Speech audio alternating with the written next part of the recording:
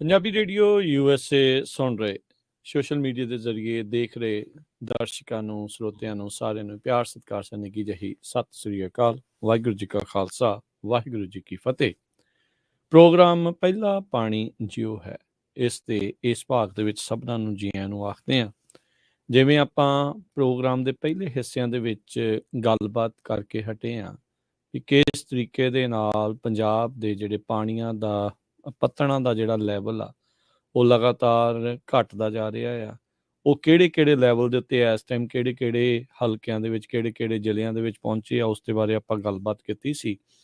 ਅੱਜ ਪਾਣੀ ਕਿਉਂ ਇੰਨਾ ਜ਼ਿਆਦਾ ਪੰਜਾਬ ਦੇ ਵਿੱਚ ਘਟ ਚੁੱਕਾ ਆ, ਉਹਦੀ ਐਕਸਪਲੋਟੇਸ਼ਨ, ਧਰਤੀ ਹੇਠਲੇ ਪਾਣੀ ਦੀ ਇਹ ਲੈਵਲ ਇੱਥੇ ਤੱਕ ਕਿੱਦਾਂ ਪਹੁੰਚਿਆ, ਉਸ ਦੇ ਕਾਰਨਾਂ ਨੂੰ ਜਾਣਨ ਦੀ ਜਿਹੜੀ ਉਹ ਕੋਸ਼ਿਸ਼ ਕਰਾਂਗੇ। ਮੇਰੇ ਨਾਲ ਇਸ ਮੌਕੇ ਜੁੜ ਚੁੱਕੇ ਨੇ ਸੁਖਜੀਤ ਸਿੰਘ ਜੀ। ਆਓ ਉਹਨਾਂ ਨੂੰ ਜੀ ਆਇਆਂ ਨੂੰ ਆਖਦੇ ਹਾਂ।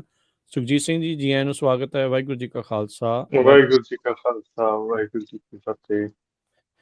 ਸੋ ਸੁਖਜੀਤ ਸਿੰਘ ਜੀ, ਜਿੱਦਾਂ ਆਪਾਂ ਗੱਲ ਮੈਂ ਕਰ ਰਿਹਾ ਸੀਗਾ ਵੀ ਆਪਾਂ ਇਸ ਮਸਲੇ ਦੇ ਉੱਤੇ ਜਿਹੜੀ ਉਹ ਗੱਲਬਾਤ ਪਹਿਲੋਂ ਵੀ ਜਿੱਦਾਂ ਕਰ ਰਹੇ ਸੀਗੇ, ਤੁਹਾਡਾ ਵੀ ਜਿਹੜਾ ਇੱਕ ਕੇਂਦਰ ਹੈਗਾ ਖੇਤੀਬਾੜੀ ਤੇ ਵਾਤਾਵਰਣ ਜਾਗਰੂਕਤਾ ਕੇਂਦਰ, ਇਹਨਾਂ ਦੇ ਦੁਆਰਾ ਇੱਕ ਰਿਪੋਰਟ ਪੇਸ਼ ਦੀ ਕਮੇਟੀ ਦੀ ਰਿਪੋਰਟ ਵੀ ਆਪਣੇ ਸਾਹਮਣੇ ਵਿਧਾਨ ਸਭਾ 'ਚ ਵੀ ਜਿਹੜੀ ਉੱਥੇ ਪੇਸ਼ ਹੋਈ ਆ, ਉਹਨਾਂ ਨੇ ਵੀ ਜਿਹੜਾ ਉਹ ਦੱਸਿਆ ਆ। ਉਸ ਦੇ ਵਿੱਚ ਕਾਰਨਾਂ ਦੇ ਵਿੱਚ ਜਾਣ ਤੋਂ ਪਹਿਲਾਂ ਜੇ ਗੱਲ ਕਰੀਏ, ਹਰ ਇੱਕ ਥਾਂ ਦੇ, ਹਰ ਇੱਕ ਕਿੱਤੇ ਦੇ ਜਾਂ ਹਰ ਇੱਕ ਸੂਬੇ ਦੇ ਆਪੋ ਆਪਣੇ ਨੈਚੁਰਲ ਰਿਸੋਰਸਿਸ ਜਿਹੜੇ ਉਹ ਹੁੰਦੇ ਆ। ਪੰਜਾਬ ਦੇ ਕੋਲ ਕਿਹੜੇ ਨੈਚੁਰਲ ਰਿਸੋਰਸਿਸ ਆ ਜਿਹਦੇ ਸਿਰ ਦੇ ਉੱਤੇ ਪੰਜਾਬ ਦਾ ਡੰਕਾ ਜਿਹੜਾ ਉਹ ਵੱਜਦਾ ਰਿਹਾ ਆ? ਜੇ ਆਪਾਂ ਉਸ ਦੇ ਵਿੱਚ ਜਾਈਏ ਤੇ ਕੀ ਪਾਣੀ ਹੀ ਇੱਕ ਮੇਨ ਜਿਹੜਾ ਰਿਸੋਰਸ ਆ ਪੰਜਾਬ ਦੇ ਕੋਲ ਆ, ਜਿਹਦੇ ਸਿਰ ਦੇ ਉੱਤੇ ਆਪਾਂ ਸਾਰਾ ਕਹਿ ਸਕਦੇ ਹਾਂ ਵੀ ਇਸ ਖੇਤਰ ਨੇ ਇੰਨਾ ਜਿਹੜਾ ਵਧਿਆ ਫੁੱਲਿਆ ਸੀ?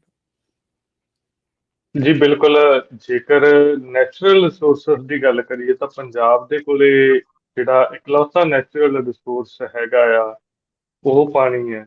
ਜਿਵੇਂ ਰਾਜਸਥਾਨ ਦੇ ਕੋਲੇ ਬਜਰੀ ਹੈ, ਪੱਥਰ ਹੈਗਾ ਆ, ਤਾਂ ਪੰਜਾਬ ਦੇ ਕੋਲੇ ਜਾਂ ਅਸਾਮ ਦੇ ਵੱਲ ਤੁਸੀਂ ਦੇਖਦੇ ਹੋ ਕੋਲਾ ਹੈਗਾ, ਕਈ ਸਟੇਟਾਂ ਦੇ ਕੋਲੇ ਹੋਰ ਮੈਟਲਸ ਦੀਆਂ ਜਿਹੜੀਆਂ ਖਾਣਾਂ ਹੈਗੀਆਂ, ਤਾਂ ਪੰਜਾਬ ਦੇ ਕੋਲੇ ਜਿਹੜਾ ਇਕੱਲਾ ਪਾਣੀ ਇੱਕ ਨੈਚੁਰਲ ਰਿਸੋਰਸ ਦੇ ਵਜੋਂ ਹੈਗਾ ਆ। ਇਸੇ ਦੇ ਬੇਸਿਸ ਦੇ ਜਿਹੜਾ ਹੈਗਾ ਪਿਛਲੇ ਸਮੇਂ ਦੇ ਵਿੱਚ, ਚਾਹੇ ਖੇਤੀ ਦੇ ਖੇਤਰ ਦੇ ਵਿੱਚ ਪੰਜਾਬ ਅੱਗੇ ਵਧਿਆ ਆ, ਔਰ ਇਹ ਬੜੀ ਮਹੱਤਵਪੂਰਨ ਰਿਸੋਰਸ ਹੈਗਾ ਆ, ਚਾਹੇ ਪੰਜਾਬ ਦੇ ਲਈ ਚਾਹੇ ਕੋਈ ਵੀ ਖਿੱਤਾ ਹੈਗਾ ਆ। ਤੁਸੀਂ ਪਿਛਲੇ ਸਮੇਂ ਦੇ ਵਿੱਚ ਚਾਈਨਾ ਜਿਹੜਾ ਜਦੋਂ ਬ੍ਰਹਮਪੁੱਤਰ ਦੇ ਉੱਤੇ ਉਹ ਗਤੀਵਿਧੀਆਂ ਵਧਾ ਰਿਹਾ, ਤਿੱਬਤ ਦੇ ਵੱਲ ਗਤੀਵਿਧੀਆਂ ਵਧਾ ਰਿਹਾ, ਬ੍ਰਹਮਪੁੱਤਰ ਦੇ ਪਾਣੀ ਨੂੰ ਕੰਟਰੋਲ ਕਰ ਰਿਹਾ ਹੌਲੀ ਹੌਲੀ, ਜੀ ਉਹਦਾ ਕਾਰਨ ਹੈਗਾ ਕਈ ਵਾਰ ਅਸੀਂ ਸੁਣਦੇ ਹਾਂ, ਈਵਨ ਵੱਡੇ ਡਿਸਪਿਊਟ ਦੁਨੀਆ ਦੇ ਵਿੱਚ ਹੋਏ ਨੇ। 2 ਦਿਨ ਪਹਿਲਾਂ ਅਸੀਂ ਤੁਹਾਡੇ ਅਮਰੀਕਾ ਦੇ ਕਿਸੇ ਸੱਜਣ ਦੇ ਨਾਲ ਗੱਲ ਕਰ ਰਹੇ ਸਾਂ, ਉਹ ਕੋਲੋਰਾਡੋ ਵਾਟਰ ਡਿਸਪਿਊਟ ਦੀ ਗੱਲ ਸਾਡੇ ਨਾਲ ਸਾਂਝੀ ਕਰ ਰਹੇ ਸਨ। ਜੀ ਤਾਂ ਅੰਤਰਰਾਜੀ ਵਾਟਰ ਡਿਸਪਿਊਟਸ ਜਿਹੜੇ ਹੈਗੇ ਨੇ ਜਾਂ ਅੰਤਰਰਾਸ਼ਟਰੀ ਵਾਟਰ ਡਿਸਪਿਊਟਸ ਨੇ, ਉਹ ਆਉਣ ਵਾਲੇ ਸਮੇਂ ਦੇ ਵਿੱਚ ਅਜੇ ਹੋਰ ਜਿਹੜਾ ਹੈਗਾ ਵੱਡੇ ਲੈਵਲ ਤੇ ਸਾਨੂੰ ਦੇਖਣ ਨੂੰ ਮਿਲਣਗੇ, ਕਿਉਂਕਿ ਇੱਥੋਂ ਤੱਕ ਕਿਹਾ ਜਾਂਦਾ ਆ, ਇੱਥੋਂ ਤੱਕ ਸ਼ੰਕਾ ਜਿਹੜਾ ਹੈਗਾ ਉਹ ਪ੍ਰਗਟਾਇਆ ਜਾਂਦਾ ਹੈਗਾ ਕਿ ਜਿਹੜੀ ਤੀਜੀ ਸੰਸਾਰ ਜੰਗ ਆ ਉਹਦਾ ਵੀ ਇੱਕ ਮੁੱਖ ਕਾਰਨ ਪਾਣੀ ਹੋ ਸਕਦਾ ਆ। ਜੀ ਜੀ ਜੀ ਬਿਲਕੁਲ। ਸੋ ਇਹ ਜਿਹੜਾ ਨੈਚੁਰਲ ਰਿਸੋਰਸ ਆ, ਇੱਕੋ ਇੱਕ ਸਰੋਤ ਪੰਜਾਬ ਦੇ ਕੋਲ ਆਪਾਂ ਕਹਿ ਸਕਦੇ ਹਾਂ ਹੈ। ਗੁਰੂਆਂ ਪੀਰਾਂ ਦੀ ਜਿਹੜੀ ਧਰਤੀ ਆ, ਉੱਥੇ ਇਹ ਉਪਜਦਾ ਆ, ਇੰਨਾ ਕੁਛ ਇਸ ਦੇ ਜ਼ਰੀਏ ਆਪਾਂ ਨੂੰ ਮਿਲ ਰਿਹਾ ਆ। ਤੇ ਹੁਣ ਆਪਾਂ ਜਿਹੜਾ ਦੇਖ ਰਹੇ ਹਾਂ ਸੁਖਜੀਤ ਸਿੰਘ ਜੀ ਵੀ, ਇਹ ਪਾਣੀ ਦਾ ਪੱਧਰ ਲਗਾਤਾਰ ਘਟਦਾ ਜਾ ਰਿਹਾ, ਚਾਹੇ ਆਪਾਂ ਦਰਿਆਈ ਪਾਣੀ ਦੀ ਗੱਲ ਕਰ ਲਈਏ ਤੇ ਚਾਹੇ ਧਰਤੀ ਹੇਠਲੇ ਪਾਣੀ ਦੀ ਗੱਲ ਕਰ ਲਈਏ। ਜੇ ਮੋਟੇ ਤੌਰ ਦੇ ਉੱਤੇ ਸਾਨੂੰ ਤੁਸੀਂ ਦੱਸੋ ਵੀ ਕਿੰਨਾ ਦਰਿਆਈ ਪਾਣੀ ਪੰਜਾਬ ਦੇ ਕੋਲ ਆ ਤੇ ਕਿੰਨਾ ਜਿਹੜਾ ਧਰਤੀ ਹੇਠਲਾ ਪਾਣੀ ਆ, ਫਿਰ ਆਪਾਂ ਉਸ ਤੋਂ ਅੱਗੇ ਗੱਲ ਕਰਾਂਗੇ ਵੀ ਕਿੰਨੀ ਵਰਤੋਂ ਕਿੱਥੇ ਇਹਨਾਂ ਪਾਣੀਆਂ ਦੀ ਹੋ ਰਹੀ ਹੈ। ਜਿੱਥੋਂ ਤੱਕ ਦਰਿਆਈ ਪਾਣੀਆਂ ਦੀ ਗੱਲ ਹੈ ਜੀ, ਦਰਿਆਈ ਪਾਣੀ ਜਿਹੜਾ 2000, ਜੇਕਰ ਮੈਂ 1947 ਤੋਂ ਹੀ ਗੱਲ ਕਰਾਂ, ਜਦੋਂ 1947 ਦੇ ਵਿੱਚ ਜਿਹੜੀ ਵੰਡ ਹੁੰਦੀ ਹੈ ਤਾਂ ਪੰਜਾਬ ਦੇ ਹਿੱਸੇ ਉਦੋਂ 336 ਲੱਖ ਏਕੜ ਫੁੱਟ ਪਾਣੀ ਜਿਹੜਾ ਉਹ ਆਉਂਦਾ ਆ, ਜਿਹੜਾ ਪੰਜਾਬ ਦੇ ਹਿੱਸੇ ਨਹੀਂ, ਜਿਹੜਾ ਇੰਡੀਆ ਦੇ ਹਿੱਸੇ ਆਉਂਦਾ ਹੈ, ਜਿਹਦੇ ਚੋਂ ਪੰਜਾਬ ਦੀ ਜਿਹੜੀ ਵਰਤੋਂ ਸੀਗੀ ਉਸ ਵੇਲੇ ਉਹ 90 ਲੱਖ ਏਕੜ ਫੁੱਟ ਦੀ ਸੀਗੀ। ਠੀਕ ਹੈ। ਔਰ ਉਸ ਤੋਂ ਬਾਅਦ ਜੇਕਰ 2008 ਦੇ ਵਿੱਚ ਦੇਖੀਏ ਤਾਂ ਕਿਉਂਕਿ ਕਲਾਈਮੇਟ ਚੇਂਜ ਹੁੰਦਾ ਆ, ਸਮੇਂ-ਸਮੇਂ ਦੇ ਵਿੱਚ ਵਾਤਾਵਰਣ ਦੇ ਵਿੱਚ ਬਦਲਾਅ ਆਉਣ ਦੇ ਕਰਕੇ ਜਿਹੜਾ ਇਸ ਪਾਣੀ ਦੀ ਮਾਤਰਾ ਹੈਗੀ ਆ 2008 ਦੇ ਵਿੱਚ ਇਹ 304 ਲੱਖ ਏਕੜ ਫੁੱਟ ਰਹਿ ਜਾਂਦੀ ਹੈ, ਤੇ ਹੂੰ ਜਿਹਦੇ ਚੋਂ ਪੰਜਾਬ ਦੇ ਹਿੱਸੇ ਦੇ ਵਿੱਚ ਜਿਹੜਾ ਹੈਗਾ ਉਹ 152 ਲੱਖ ਏਕੜ ਫੁੱਟ ਆ। ਇੱਕ ਅਕਸਰ ਇਹ ਗੱਲ ਕਹਿ ਦਿੱਤੀ ਜਾਂਦੀ ਹੈ ਕਿ ਪਾਕਿਸਤਾਨ ਨੂੰ ਪਾਣੀ ਜਾਂਦਾ ਜੀ, ਜਦੋਂ ਵੀ ਕੋਈ ਪੰਜਾਬ ਚੋਂ ਇੱਧਰੋਂ ਗੱਲ ਕਰੂਗਾ। ਪਿਛਲੇ ਸਮੇਂ ਦੇ ਵਿੱਚ ਚੰਗੇ ਸੁਹਿਰਦ ਰਾਜਨੀਤਿਕ ਆਗੂ ਕਹੇ ਜਾਂਦਿਆਂ ਦੇ ਵਿੱਚੋਂ ਵੀ ਕਈ ਵਾਰ ਇਹ ਗੱਲ ਕਹਿ ਦਿੰਦੇ ਕਿ ਪਾਕਿਸਤਾਨ ਨੂੰ ਜਾਂਦਾ ਜਿਹੜਾ ਪਾਣੀ ਆ ਉਹ ਰੋਕ ਦਿਓ। ਹਾਲਾਂਕਿ ਕੋਈ ਜਿਹੜਾ ਸੁਹਿਰਦ ਰਾਜਨੀਤਿਕ ਜਾਂ ਸਮਾਜਿਕ ਆਗੂ ਨਹੀਂ ਹੈਗਾ ਉਹ ਤਾਂ ਇਹ ਗੱਲ ਕਰੇ ਤਾਂ ਠੀਕ ਵੀ ਲੱਗਦੀ ਹੈ ਵੀ ਠੀਕ ਆ, ਉਹਨੇ ਆਪਣੀਆਂ ਰੋਟੀਆਂ ਸਿੱਖਣੀਆਂ ਨੇ। ਪਰ ਕੁਝ ਸਮਾਂ ਪਹਿਲਾਂ ਸੁਖਪਾਲ ਖਹਿਰਾ ਨੇ ਇਹ ਗੱਲ ਕੀਤੀ ਸੀਗੀ ਕਿ ਪਾਕਿਸਤਾਨ ਨੂੰ ਜਾਂਦਾ ਜਿਹੜਾ ਪਾਣੀ ਆ ਉਹ ਰੁਕਣਾ ਚਾਹੀਦਾ ਆ। ਹੂੰ ਤਾਂ ਮੈਂ ਇਹ ਦੱਸ ਦਿਆਂ ਕਿ 0.2 ਲੱਖ ਏਕੜ ਫੁੱਟ ਪਾਣੀ ਜਿਹੜਾ ਹੈਗਾ ਉਹ ਸਿਰਫ ਪਾਕਿਸਤਾਨ ਨੂੰ ਗਿਆ ਆ 2001 ਤੋਂ 2 ਦੇ ਦਰਮਿਆਨ, ਜਿਹੜੀ ਰਿਪੋਰਟਸ ਨੇ ਉਹ ਕਹਿੰਦੀਆਂ ਨੇ। ਠੀਕ ਹੈ। ਤਾਂ ਜੇਕਰ ਆਪਾਂ ਪਾਣੀ ਦੀ ਕੁੱਲ ਗੱਲ ਕਰ ਲਈਏ, ਪੰਜਾਬ ਦੇ ਜਿੰਨੇ ਦਰਿਆ ਨੇ ਸਾਰੇ ਦਰਿਆਵਾਂ ਦਾ ਕੁੱਲ ਮਿਲਾ ਕੇ ਜਿਹੜਾ ਪਾਣੀ ਹੈਗਾ ਉਹ ਆਪਾਂ ਜਿਹੜਾ ਪੰਜਾਬ ਨੂੰ ਮਿਲਿਆ ਹੋਇਆ ਉਹ 150 ਲੱਖ ਏਕੜ ਫੁੱਟ ਦੀ ਆਪਾਂ ਗੱਲ ਕੀਤੀ ਹੈ। ਰਾਜਸਥਾਨ ਦੇ ਕੋਲ 90 ਹੈ, ਹਰਿਆਣੇ ਦੇ ਕੋਲੇ 59 ਹੈਗਾ, ਔਰ ਜਿਹੜੀ ਪੰਜਾਬ ਦੀ ਲੋੜ ਹੈ ਉਹ 390 ਲੱਖ ਏਕੜ ਫੁੱਟ ਪਾਣੀ ਪੰਜਾਬ ਨੂੰ ਇਕੱਲੀ ਖੇਤੀ ਦੇ ਲਈ ਚਾਹੀਦਾ ਆ। ਠੀਕ ਹੈ। ਘਰੇਲੂ ਉਦਯੋਗ ਥਰਮਲ ਦੇ ਲਈ ਜੇਕਰ ਮਿਲਾ ਲਈਏ ਤਾਂ ਉਹ ਤਕਰੀਬਨ 60 ਲੱਖ ਏਕੜ ਫੁੱਟ ਬਣਦਾ ਆ। ਕੁੱਲ 450 ਲੱਖ ਏਕੜ ਫੁੱਟ ਤੋਂ ਵੱਧ ਪਾਣੀ ਦੀ ਪੰਜਾਬ ਨੂੰ ਜਿਹੜੀ ਆ ਉਹ ਲੋੜ ਹੈ। ਤੇ ਪੰਜਾਬ ਦੇ ਸਾਰੇ ਦਰਿਆਵਾਂ ਦਾ ਪਾਣੀ ਜੇਕਰ ਮਿਲਾਉਣੇ ਆ ਤਾਂ ਉਹ 304 ਲੱਖ ਏਕੜ ਫੁੱਟ ਹੈ। ਜੇਕਰ ਸਾਰਾ ਦਾ ਸਾਰਾ ਉਹ ਪੰਜਾਬ ਵਰਤੇ, ਉਹਦੇ ਚੋਂ ਹਰਿਆਣੇ ਨੂੰ, ਰਾਜਸਥਾਨ ਨੂੰ, ਕਿਸੇ ਨੂੰ ਵੀ ਕੁਝ ਨਾ ਦੇਵੇ, ਤਾਂ ਵੀ ਪੰਜਾਬ ਨੂੰ 150 ਲੱਖ ਏਕੜ ਫੁੱਟ ਪਾਣੀ ਧਰਤੀ ਦੇ ਹੇਠੋਂ ਕੱਢ ਕੇ ਵਰਤਣਾ ਪਊਗਾ। ਇਹ ਜਿਹੜੀ ਮੌਜੂਦਾ ਸਥਿਤੀ ਹੈਗੀ ਹੈ। ਸੋ ਬਿਲਕੁਲ ਇਕੱਲੇ ਇਹਦਾ ਮਤਲਬ ਆ ਵੀ ਦਰਿਆਈ ਪਾਣੀ ਦੇ ਨਾਲ ਹੱਲ ਜਿਹੜਾ ਉਹ ਨਹੀਂ ਹੈਗਾ। ਆਪਾਂ ਨੂੰ ਫਿਰ ਵੀ ਉਹ ਸਾਰਾ ਵਰਤਣ ਤੋਂ ਬਾਅਦ ਵੀ ਆਪਾਂ ਨੂੰ ਧਰਤੀ ਹੇਠਲਾ ਪਾਣੀ ਜਿਹੜਾ ਉਹ ਵਰਤਣਾ ਹੀ ਪੈਣਾ ਆ। ਸੋ ਇਹ ਜਿਹੜੀ ਇਸ ਟਾਈਮ ਬਿਲਕੁਲ ਜਿਹੜੇ, ਕਿਉਂਕਿ ਨਾ ਇਹ ਜ਼ਰੂਰ ਹੈ ਕਿ ਜਿਹੜੇ ਮੌਜੂਦਾ ਹਾਲਾਤ ਨੇ, ਤੁਸੀਂ ਪਿਛਲੇ ਗੱਲਬਾਤ ਦੇ ਦੌਰਾਨ ਜਿਹੜੀ ਪਿਛਲੀ ਗੱਲਬਾਤ ਪ੍ਰੋਫੈਸਰ ਹਰਬੀਰ ਕੌਰ ਹੋਣਾ ਦੇ ਨਾਲ ਕੀਤੀ ਹੈ, ਤੁਹਾਡੇ ਨਾਲ ਇਹ ਗੱਲਬਾਤ ਸਾਂਝੀ ਕੀਤੀ ਗਈ ਹੋਣੀ ਆ ਕਿ 150 ਦੇ ਵਿੱਚੋਂ 117 ਬਲਾਕ ਜਿਹੜੇ ਓਵਰ ਐਕਸਪਲੋਇਟਡ ਨੇ। ਉਹਦੇ ਕਾਰਨਾਂ ਦੇ ਵਿੱਚੋਂ ਨਾ ਇੱਕ ਵੱਡਾ ਕਾਰਨ ਇਹ ਹੈ ਕਿਉਂਕਿ ਜਿਹੜਾ ਪਾਣੀ ਦੇ ਸੋਮਿਆਂ ਦੇ ਵਿੱਚ ਬਦਲਾਵ ਹੋਇਆ ਆ। ਟਿਊਬਵੈਲਸ ਜਿਹੜੇ ਨੇ ਪੰਜਾਬ ਦੇ ਵਿੱਚ, ਮੈਂ ਜੇਕਰ ਤੁਹਾਨੂੰ ਇਹ ਦੱਸਾਂ ਕਿ 1970-71 ਦੇ ਵਿੱਚ ਪੰਜਾਬ ਦੇ ਵਿੱਚ 2 ਲੱਖ ਟਿਊਬਵੈਲ ਜਿਹੜੇ ਰਿਪੋਰਟਡ ਸੀਗੇ, ਟਿਊਬਵੈਲ ਕਨੈਕਸ਼ਨ। ਠੀਕ ਹੈ। ਔਰ ਉਹ 2 ਲੱਖ ਜਿਹੜੇ ਟਿਊਬਵੈਲ ਕਨੈਕਸ਼ਨਸ ਨੇ 2019 ਤੋਂ 20 ਦੇ ਦਰਮਿਆਨ ਜਿਹੜੀ ਉਹਨਾਂ ਦੀ ਗਿਣਤੀ ਹੈ ਉਹ 14 ਲੱਖ ਹੋਈ ਹੈ।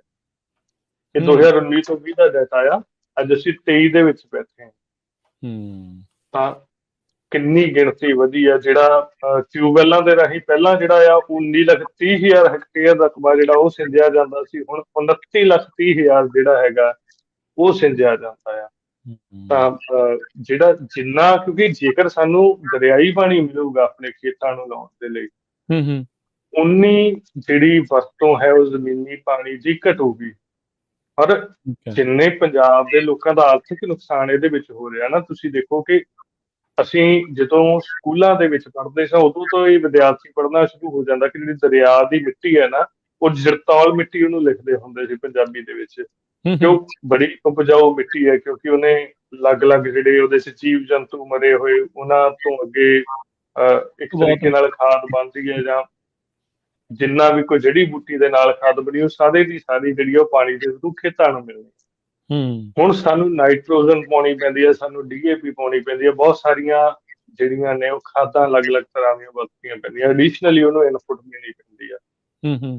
ਤਾਂ ਜਿੱਥੇ ਧਰਤੀ ਹੇਠਲੇ ਪਾਣੀ ਦਾ ਨੁਕਸਾਨ ਤਾਂ ਹੋ ਹੀ ਰਿਹਾ, ਉੱਥੇ ਨਾਲ ਦੀ ਨਾਲ ਜਿਹੜਾ ਹੈਗਾ ਕਿਸਾਨਾਂ ਨੂੰ ਉਹਦੇ ਲਈ ਜਿਹੜਾ ਆਰਥਿਕ ਨੁਕਸਾਨ ਹੈਗਾ ਉਹ ਖਾਦਾਂ ਦੇ ਰੂਪ ਦੇ ਵਿੱਚ ਵੀ ਝੱਲਣਾ ਪੈ ਰਿਹਾ, ਜਾਂ ਹੋਰ ਪੈਸਟੀਸਾਈਡਸ ਦੇ ਰੂਪ ਦੇ ਵਿੱਚ ਵੀ ਝੱਲਣਾ ਪੈ ਰਿਹਾ। ਔਰ ਇਹਦੇ ਲਈ ਅਗੇਨ ਜਿਹਨੂੰ ਅੱਗੇ ਖੋਲ ਕੇ ਦੇਖੀਏ, ਸਿਸਟਮ ਜਿਹੜਾ ਹੈਗਾ ਉਹ ਜ਼ਿੰਮੇਵਾਰ ਹੈਗਾ ਹੀ ਹੈ।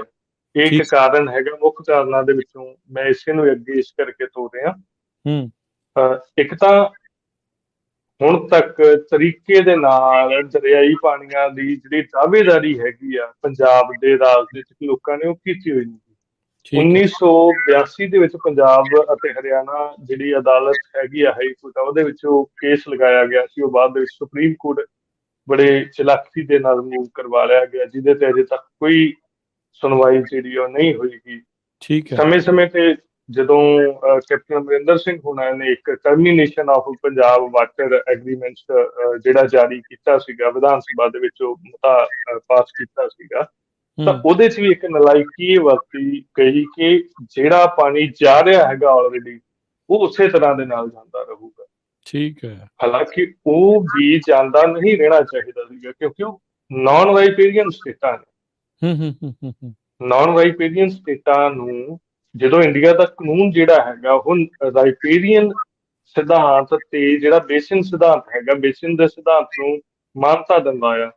ਜੀ ਔਰ ਜਿੰਨੇ ਵੀ ਇੰਡੀਆ ਦੇ ਵਿੱਚ ਜਲ ਵਿਵਾਦ ਹੋਏ ਨੇ, ਚਾਹੇ ਉਹ ਨਰਮਦਾ ਜਲ ਵਿਵਾਦ ਸੀਗਾ, ਚਾਹੇ ਕਾਵੇਰੀ ਜਲ ਵਿਵਾਦ ਹੋਇਆ, ਕ੍ਰਿਸ਼ਨਾ ਜਲ ਵਿਵਾਦ ਹੋਇਆ, ਅਲੱਗ-ਅਲੱਗ ਸਟੇਟਾਂ ਦੇ ਵਿਵਾਦ ਹੋਏ ਨੇ, ਉਹਨਾਂ ਸਾਰਿਆਂ ਦੇ ਸੋਲਿਊਸ਼ਨ ਜਿਹੜੇ ਨੇ ਉਹ ਰਾਈਪੇਰੀਅਨ ਤੇ ਬੇਸਿਨ ਸਿਧਾਂਤਾਂ ਨੂੰ ਧਿਆਨ ਦੇ ਵਿੱਚ ਰੱਖ ਕੇ ਕੀਤੇ ਗਏ ਨੇ। ਲੇਕਿਨ ਪੰਜਾਬ ਦੇ ਵਾਰੀ ਸਾਡੀ ਲੀਡਰਸ਼ਿਪ ਦੀ ਵੀ ਕਮੀ ਰਹੀ ਆ, ਔਰ ਨਾਲ ਦੀ ਨਾਲ ਜਿਹੜਾ ਕੇਂਦਰ ਦਾ ਤਾਂ ਸਾਡੇ ਨਾਲ ਜਿਹੜਾ ਸਲੂਕ ਆ ਉਹ ਉਸੇ ਤਰ੍ਹਾਂ ਦੇ ਨਾਲ ਰਿਹਾ। ਹੁਣ ਪੰਜਾਬ ਦੇ ਵਿੱਚ ਜਿਹੜਾ ਸਮੱਸਿਆ ਹੈਗੀ ਆ, ਸਾਡੇ ਲੋਕਾਂ ਨੇ ਵੀ ਕਿਤੇ ਨਾ ਕਿਤੇ, ਅਸੀਂ ਵੀ ਥੋੜੇ ਜਿਹੇ ਜ਼ਿੰਮੇਵਾਰ ਹੈਗੇ ਆ, ਅਸੀਂ ਵੀ ਨਹਿਰੀ ਪਾਣੀ ਲਾਉਣ ਤੋਂ ਘੋਲ ਕਰ ਜਾਂਦੇ ਆ ਕਈ ਵਾਰ, ਕਿਉਂਕਿ ਔਖਾ ਹੁੰਦਾ ਥੋੜਾ ਜਿਹਾ ਸੰਭਾਲਣਾ ਉਹਨੂੰ ਇੱਕੇ ਵਾਰ। ਪਰ ਨਾਲ ਦੀ ਨਾਲ ਨਾ ਜਿਹੜੇ ਨਹਿਰਾਂ ਦੇ ਖਾਲ ਆ ਰਹੇ ਨੇ, ਲੋਕਾਂ ਨੇ ਉਹ ਵੀ ਖਤਮ ਕਰ ਸਕਦੇ ਨੇ। ਲੋਕਾਂ ਨੂੰ ਇਹਦੇ ਤੇ ਜਿਹੜਾ ਹੈਗਾ ਇਮੀਡੀਏਟਲੀ ਵਰਕ ਕਰਨ ਦੀ ਲੋੜ ਪਊਗੀ, ਜਿਹੜੀ ਹੈ ਜਾਂ ਕਰ ਲੈਣਾ ਚਾਹੀਦਾ ਕਿ ਉਹਨਾਂ ਦੇ ਰਿਵਾਈਵਲ ਦੇ ਲਈ ਜਿਹੜਾ ਪੰਜਾਬ ਦਾ ਇਰੀਗੇਸ਼ਨ ਡਿਪਾਰਟਮੈਂਟ ਹੈਗਾ, ਜਲ ਸਰੋਤ ਵਿਭਾਗ ਹੈ, ਉਹਨਾਂ ਦੇ ਉੱਤੇ ਦਬਾਅ ਪਾਉਣਾ ਚਾਹੀਦਾ ਹੈਗਾ ਕਿ ਉਹਨੂੰ ਇਮੀਡੀਏਟਲੀ ਰਿਵਾਈਵ ਕੀਤਾ ਜਾਵੇ। ਜਿੱਥੇ ਨਾਲ ਦੀ ਨਾਲ ਅਸੀਂ ਮੰਗ ਕਰ ਰਹੇ ਹਾਂ ਨਾ ਜੀ ਜਿਹੜੇ ਸਾਡੇ ਦਰਿਆਈ ਪਾਣੀਆਂ ਦੀ, ਪਰ ਸਾਡੇ ਤਾਂ ਸਿਸਟਮ ਦੀ ਨਲਾਇਕੀ ਇੰਨੀ ਕੁ ਹੈ। ਤੁਹਾਨੂੰ ਮੁਲਕੀ ਮੋਰਚੇ ਦੇ ਬਾਰੇ ਜਾਣਕਾਰੀ ਹੋਵੇਗੀ, ਜਿਹੜਾ ਫਿਰੋਜ਼ਪੁਰ ਜੌੜੀਆਂ ਨਹਿਰਾਂ ਦੇ ਉੱਪਰ ਲੱਗਿਆ, 13,000 ਕਿਊਸੈਕ ਜਿਹੜਾ ਪਾਣੀ ਆ ਉਹ ਜਾ ਰਿਹਾ ਰਾਜਸਥਾਨ ਨੂੰ ਉਹਨਾਂ ਨਹਿਰਾਂ ਦੇ ਥਰੂ, ਤੇ ਉਹਨਾਂ ਦੀ ਕੰਕਰੀਟ ਲਾਈਨਿੰਗ ਅਸੀਂ ਕਰ ਰਹੇ ਹਾਂ। ਉਸ ਕੰਕਰੀਟ ਲਾਈਨਿੰਗ ਦੇ ਨਾਲ ਜਿਹੜੀ ਉਹਦੀ ਮਾਤਰਾ ਹੈ ਉਹ 18,000 ਕਿਊਸੈਕ ਹੋ ਜਾਣੀ। ਤਾਂ ਲੋਕਾਂ ਨੂੰ ਸਮੂਹਿਕ ਤੌਰ ਤੇ ਨਹੀਂ ਜਾਣਾ, ਫਿਰ ਕੋਈ ਵੀ ਪਾਣੀ ਦੀ ਸੀਪੇਜ ਜਿਹੜੀ ਆ ਥੱਲੇ ਨੂੰ ਨਹੀਂ ਹੋਣੀ। ਔਰ ਸਾਡੀਆਂ ਬਹੁਤ ਸਾਰੇ ਜਿਹੜੇ ਬਲਾਕ ਨੇ ਉਹ ਆਲਰੇਡੀ ਓਵਰ ਐਕਸਪਲੋਇਟਡ ਨੇ। ਈਵਨ ਮੁਕਤਸਰ ਦਾ ਪਾਣੀ ਦੇ ਥੱਲੇ ਸਿਮਣ ਦੇ ਕਰਕੇ ਮਿੱਠਾ ਹੋਇਆ, ਬਹੁਤ ਮੁਕਤਸਰ ਇਲਾਕੇ ਦਾ, ਉਹ ਸੇਮ ਵਾਲੇ ਇਲਾਕੇ ਸੀਗੇ, ਉਹਨਾਂ ਨੂੰ ਉਦਾਂ ਦੀ ਸਮੱਸਿਆ ਦੁਆਰਾ ਤੋਂ ਫਿਰ ਦੇਖਣੀ ਜਿਹੜੀ ਉਹ ਪੈ ਸਕਦੀ ਹੈ। ਜੀ ਜੀ ਸੋ ਬਿਲਕੁਲ ਸੁਖਜੀਤ ਸਿੰਘ ਜੀ, ਜਿੱਦਾਂ ਤੁਸੀਂ ਦੱਸ ਰਹੇ ਆ ਵੀ ਸਿਸਟਮ ਦੀ ਨਲਾਇਕੀ ਦੇ ਨਾਲ ਦਰਿਆਈ ਪਾਣੀ ਦੇ ਨਾਲ ਜਿਹੜੀ ਸਿੰਜਾਈ ਦੇ ਸਾਧਨ ਸੀਗੇ ਜਾਂ ਉਹਨਾਂ ਨੂੰ ਹੌਲੀ ਹੌਲੀ ਆਪਾਂ ਘਟਾ ਲਿਆ। ਆਮ ਲੋਕਾਂ ਨੇ ਵੀ ਈਜ਼ੀਨੈਸ ਜਿਹੜੀ ਉਹ ਵਰਤੀ ਵੀ, ਇਹ 'ਚ ਦੂਜੇ 'ਚ ਮੈਨੂੰ ਸੌਖ ਆ, ਜਦੋਂ ਜੀ ਕੀਤਾ ਮੋਟਰ ਚਲਾ ਲਈ, ਬੰਬੀ ਚਲਾ ਲਈ ਤੇ ਪਾਣੀ ਜਿਹੜਾ ਉਹ ਕੱਢ ਲਿਆ, ਵੀ ਮੈਨੂੰ ਨੱਕੇ ਨਾ ਮੋੜਨੇ ਪੈਣ, ਨਾ ਇੱਦਾਂ ਨਾ ਸਵੇਰੇ ਵਾਰੀਆਂ ਦੇ ਲਈ। ਇਹ ਸਾਰੀਆਂ ਚੀਜ਼ਾਂ ਨਾਲ ਮਿਲ ਕੇ ਜਿਹੜਾ ਉਹ ਇਸ ਟਾਈਮ ਸਥਿਤੀ ਕਾਫੀ ਮਾੜੀ ਹੋ ਚੁੱਕੀ ਆ। ਜੇ ਹੁਣ ਆਪਾਂ ਦੇਖੀਏ ਵੀ ਜਿੱਦਾਂ ਓਵਰ ਐਕਸਪਲੋਇਟੇਸ਼ਨ ਦੀ ਆਪਾਂ ਗੱਲ ਕਰਦੇ ਹਾਂ, ਵੀ ਪਾਣੀ ਇੰਨਾ ਕੁ ਤੇਜ਼ੀ ਦੇ ਨਾਲ ਜਿਹੜਾ ਉਹ ਕੱਢਿਆ ਜਾ ਰਿਹਾ, ਜਿਹੜੀ ਚਿੰਤਾਜਨਕ ਰਿਪੋਰਟ ਇਹ ਆ ਵੀ ਆਉਣ ਵਾਲੇ ਕੁਛ ਹੀ ਦਹਾਕਿਆਂ ਦੇ ਵਿੱਚ ਪਾਣੀ ਬਿਲਕੁਲ ਆਪਾਂ ਪਲੀਤ ਕਰ ਲਾਂਗੇ, ਖਤਮ ਜਿਹੜਾ ਉਹ ਆਪਾਂ ਕਰ ਲਵਾਂਗੇ। ਇਹ ਕਾਰਨ ਕੀ ਆ? ਪੰਜਾਬ ਦੇ ਵਿੱਚ ਜਿਹੜਾ ਧਰਤੀ ਹੇਠਲਾ ਪਾਣੀ ਆ ਉਸਦੇ ਘਟਣ ਦੇ ਜਿਹੜੇ ਮੁੱਖ ਕਾਰਨ ਕੀ ਹਨ? ਤੇ ਪਾਣੀ ਦੀ ਇਹ ਜਿਹੜੀ ਵਰਤਿਆ ਜਾ ਰਿਹਾ, ਕੱਢਿਆ ਜਿਹੜਾ ਵਰਤਿਆ ਜਾ ਰਿਹਾ, ਕੌਣ ਕਿੰਨਾ ਪਾਣੀ ਜਿਹੜਾ ਵਰਤ ਰਿਹਾ ਇਸ ਦੇ ਵਿੱਚ? ਜੀ, ਔਰ ਜਿਹੜਾ ਸਵਾਲ ਤੁਹਾਡਾ ਧਰਤੀ ਹੇਠਲੇ ਪਾਣੀ ਦੇ ਬਾਬਤ ਸੀਗਾ, ਤਾਂ ਉਹਦੇ 'ਚ ਜਿਹੜੀ ਰਿਪੋਰਟ ਹੈਗੀ ਆ, ਹਾਲਾਂਕਿ ਕਿਹੜੇ ਐਕਵਾਫਾਇਰ ਦੇ ਵਿੱਚ ਕਿੰਨਾ ਪਾਣੀ ਹੈ ਉਹਦੀ ਐਗਜ਼ੈਕਟ ਕੁਆਂਟੀਟੀ ਜਿਹੜੀ ਕਿਸੇ ਵੀ ਤਰ੍ਹਾਂ ਮੁਹੱਈਆ ਨਹੀਂ ਕੀਤੀ ਜਾ ਸਕੀ। ਪਰ ਹਾਂ, ਇਹ ਜ਼ਰੂਰ ਹੈ ਜੀ ਕਿ ਪੰਜਾਬ ਦੇ ਵੱਧ ਤੋਂ ਵੱਧ 3 ਪੱਤਨਾਂ ਦੇ ਵਿੱਚ ਜਿਹੜਾ ਉਹ ਪਾਣੀ ਹੈਗਾ, ਔਰ ਬਹੁਤ ਸਾਰੇ ਐਸੇ ਇਲਾਕੇ ਨੇ ਜਿਹੜੇ ਆਪਣਾ ਤੀਸਰਾ ਤੇ ਆਖਰੀ ਪੱਤਨ ਵਰਤ ਰਹੇ ਨੇ। ਐਗਜ਼ੈਕਟ ਕੁਆਂਟੀਟੀ ਪਾਣੀ ਦੀ ਅਜੇ ਤੱਕ ਕੋਈ ਵੀ ਰਿਪੋਰਟ ਜਿਹੜੀ ਆ ਜਾਂ ਕੋਈ ਵੀ ਤਰੀਕਾਕਾਰ ਉਹਨੂੰ ਡਿਫਾਈਨ ਨਹੀਂ ਕਰ ਸਕਿਆ ਗਾ। ਬਟ ਹਾਂ, ਇਹ ਜ਼ਰੂਰ ਹੈ ਕਿ ਦੂਸਰੇ ਪੱਤਨ ਦੇ ਵਿੱਚ ਜਿਹੜਾ ਪਾਣੀ ਜ਼ਿਆਦਾ ਕਿਹਾ ਜਾਂਦਾ ਹੈ, ਕਈਆਂ ਦੇ ਤੀਸਰੇ ਦੇ ਵਿੱਚ ਬਿਲਕੁਲ ਥੋੜਾ ਪਾਣੀ ਹੈ, ਹਾਂਜੀ, ਪਹਿਲੇ ਤੇ ਦੂਜੇ ਪੱਤਨ ਦੇ ਵਿੱਚ ਜ਼ਿਆਦਾ ਪਾਣੀ ਸੀਗਾ। ਤਾਂ ਬਹੁਤ ਸਾਰੇ ਐਸੇ ਬਲਾਕਸ ਹੈਗੇ ਨੇ ਜਿਹੜੇ ਦੂਜਾ ਪੱਤਨ ਵਰਤ ਰਹੇ ਨੇ, ਔਰ ਬਹੁਤ ਸਾਰੇ ਐਸੇ ਬਲਾਕ ਵੀ ਨੇ ਜਾਂ ਬਹੁਤ ਸਾਰੇ ਐਸੇ ਜ਼ਿਲ੍ਹੇ ਵੀ ਨੇ ਜਿਨ੍ਹਾਂ ਦਾ ਤੀਜਾ ਪੱਤਣ ਬਿਲਕੁਲ ਖਾਲੀ ਹੈ। ਇਸ ਵੇਲੇ ਕੋਈ ਵੀ ਨਹੀਂ ਹੈ ਕਿ ਜਿਹੜਾ ਪਹਿਲਾ ਪੱਤਣ ਵਰਤ ਰਿਹਾ। ਤਕਰੀਬਨ ਦੂਜੇ ਪੱਤਣ ਦਾ ਪਾਣੀ ਸਾਰੇ ਵਰਤ ਰਹੇ ਨੇ, ਔਰ ਤੀਜਾ ਪੱਤਣ ਜਾਂ ਤਾਂ ਕਿਸੇ ਦੇ ਤੀਜੇ ਪੱਤਣ 'ਚ ਪਾਣੀ ਹੈ ਨਹੀਂ, ਤੇ ਜਾਂ ਕੋਈ ਬਹੁਤ ਸਾਰੇ ਬਲਾਕ ਏਦਾਂ ਦੇ ਨੇ। ਜੇ ਹੁਣ ਆਪਾਂ 150 ਬਲਾਕਾਂ ਦੇ ਵਿੱਚ 117 ਬਲਾਕਾਂ ਦੀ ਗੱਲ ਕਰਦੀ ਹੈ ਤਾਂ ਗੱਲ ਬਹੁਤ ਲੰਮੀ ਹੋ ਜਾਏਗੀ। ਪਿਛਲੇ ਵਾਰ ਤੁਸੀਂ ਉਹਦੇ ਤੇ ਗੱਲ ਕੀਤੀ ਹੈ ਕਿ ਕਿਹੜੇ ਕਿਹੜੇ ਅਤੀ ਸ਼ੋਸ਼ਿਤ ਹੈਗੇ ਨੇ, ਹਨਾ।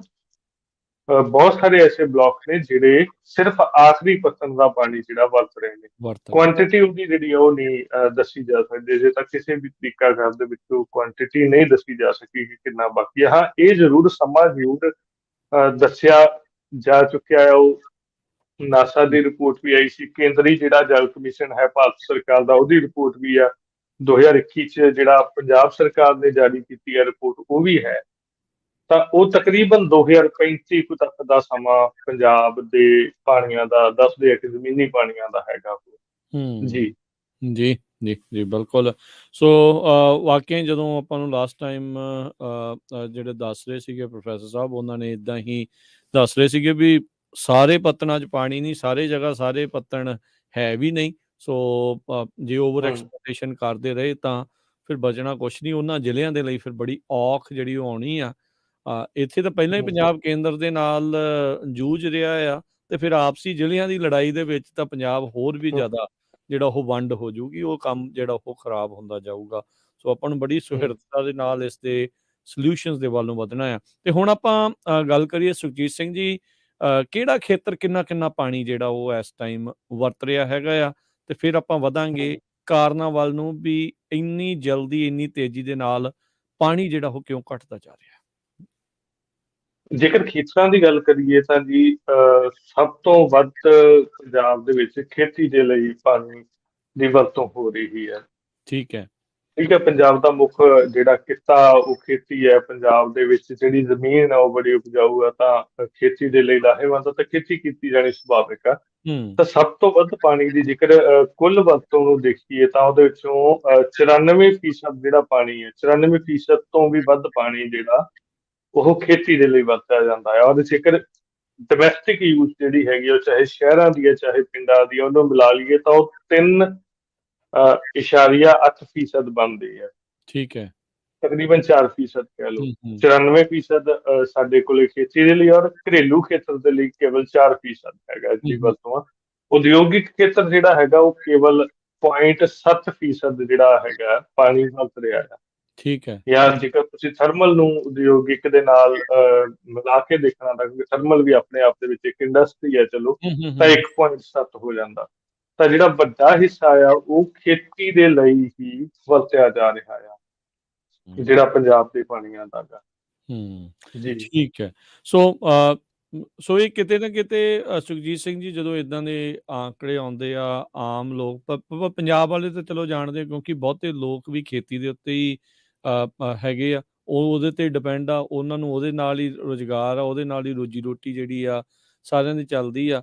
ਅਸੀਂ ਇੱਥੇ ਵੀ ਦੇਖਦੇ ਹਾਂ, ਅਮਰੀਕਾ ਦੇ ਵਿੱਚ ਵੀ, ਕੈਲੀਫੋਰਨੀਆ ਦੇ ਵਿੱਚ ਵੀ, ਇੱਥੇ ਵੀ ਖੇਤੀਬਾੜੀ ਨੂੰ ਜਾਂਦੇ ਜਿਹੜੇ ਪਾਣੀ ਨੂੰ ਲੈ ਕੇ, ਤੇ ਸ਼ਹਿਰਾਂ 'ਚ ਵਸਦੀ ਜਿਹੜੀ ਵਸਤੂ ਆ, ਉਹਨਾਂ ਦੇ ਦਰਮਿਆਨ ਇੱਕ ਡਿਵਾਈਡ ਜਿਹੜਾ ਉਹ ਖੜਾ ਕਰਨ ਦੀ ਕੋਸ਼ਿਸ਼ ਕੀਤੀ ਜਾਂਦੀ ਹੈ ਵੀ ਭਾਈ ਤੁਸੀਂ ਇਰੀਗੇਸ਼ਨ ਨੂੰ ਇੰਨਾ ਪਾਣੀ ਕਿਉਂ ਵਰਤਦੇ ਆ। ਫਿਰ ਉੱਥੇ ਇਹ ਸਵਾਲ ਹੁੰਦਾ ਵੀ ਭਾਈ ਜੇ ਕੁਛ ਉਗਾਵਾਂਗੇ ਵੀ ਨਹੀਂ ਤਾਂ ਖਾਵਾਂਗੇ ਵੀ ਕੀ ਨਾ। ਸੋ ਇਹ ਸਾਰੀਆਂ ਚੀਜ਼ਾਂ ਜਿਹੜੀਆਂ ਉਹ ਦੇਖਣੀਆਂ ਪੈਣੀਆਂ ਆ। ਸੋ ਹੁਣ ਆਪਾਂ ਜੇ ਸੁਖਜੀਤ ਸਿੰਘ ਜੀ, ਹੁਣ ਆਪਾਂ ਜੇ ਗੱਲ ਕਰੀਏ ਕਾਰਨ ਕੀ ਨੇ ਪਾਣੀ ਜਿਹੜਾ ਆ ਇੰਨੀ ਤੇਜ਼ੀ ਦੇ ਨਾਲ ਆਪਾਂ ਓਵਰ ਐਕਸਪਲੋਇਟ ਜਿਹੜਾ ਉਹ ਕਰ ਲਿਆ। ਪੰਜਾਬ ਅੱਜ ਦਾ ਨਹੀਂ, ਕੁਛ ਦਹਾਕਿਆਂ ਦੇ ਨਹੀਂ, ਸਦੀਆਂ ਤੋਂ ਇੱਥੇ ਆ। ਅੱਗੇ ਕਦੀ ਇਦਾਂ ਦੀ ਸਮੱਸਿਆ ਨਹੀਂ ਆਈ, ਤੇ ਹੁਣ ਇਹ ਸਥਿਤੀ ਇੰਨੀ ਜ਼ਿਆਦਾ ਭਿਆਨਕ ਕਿੱਦਾਂ ਜਿਹੜੀ ਉਹ ਬਣ ਚੁੱਕੀ ਆ।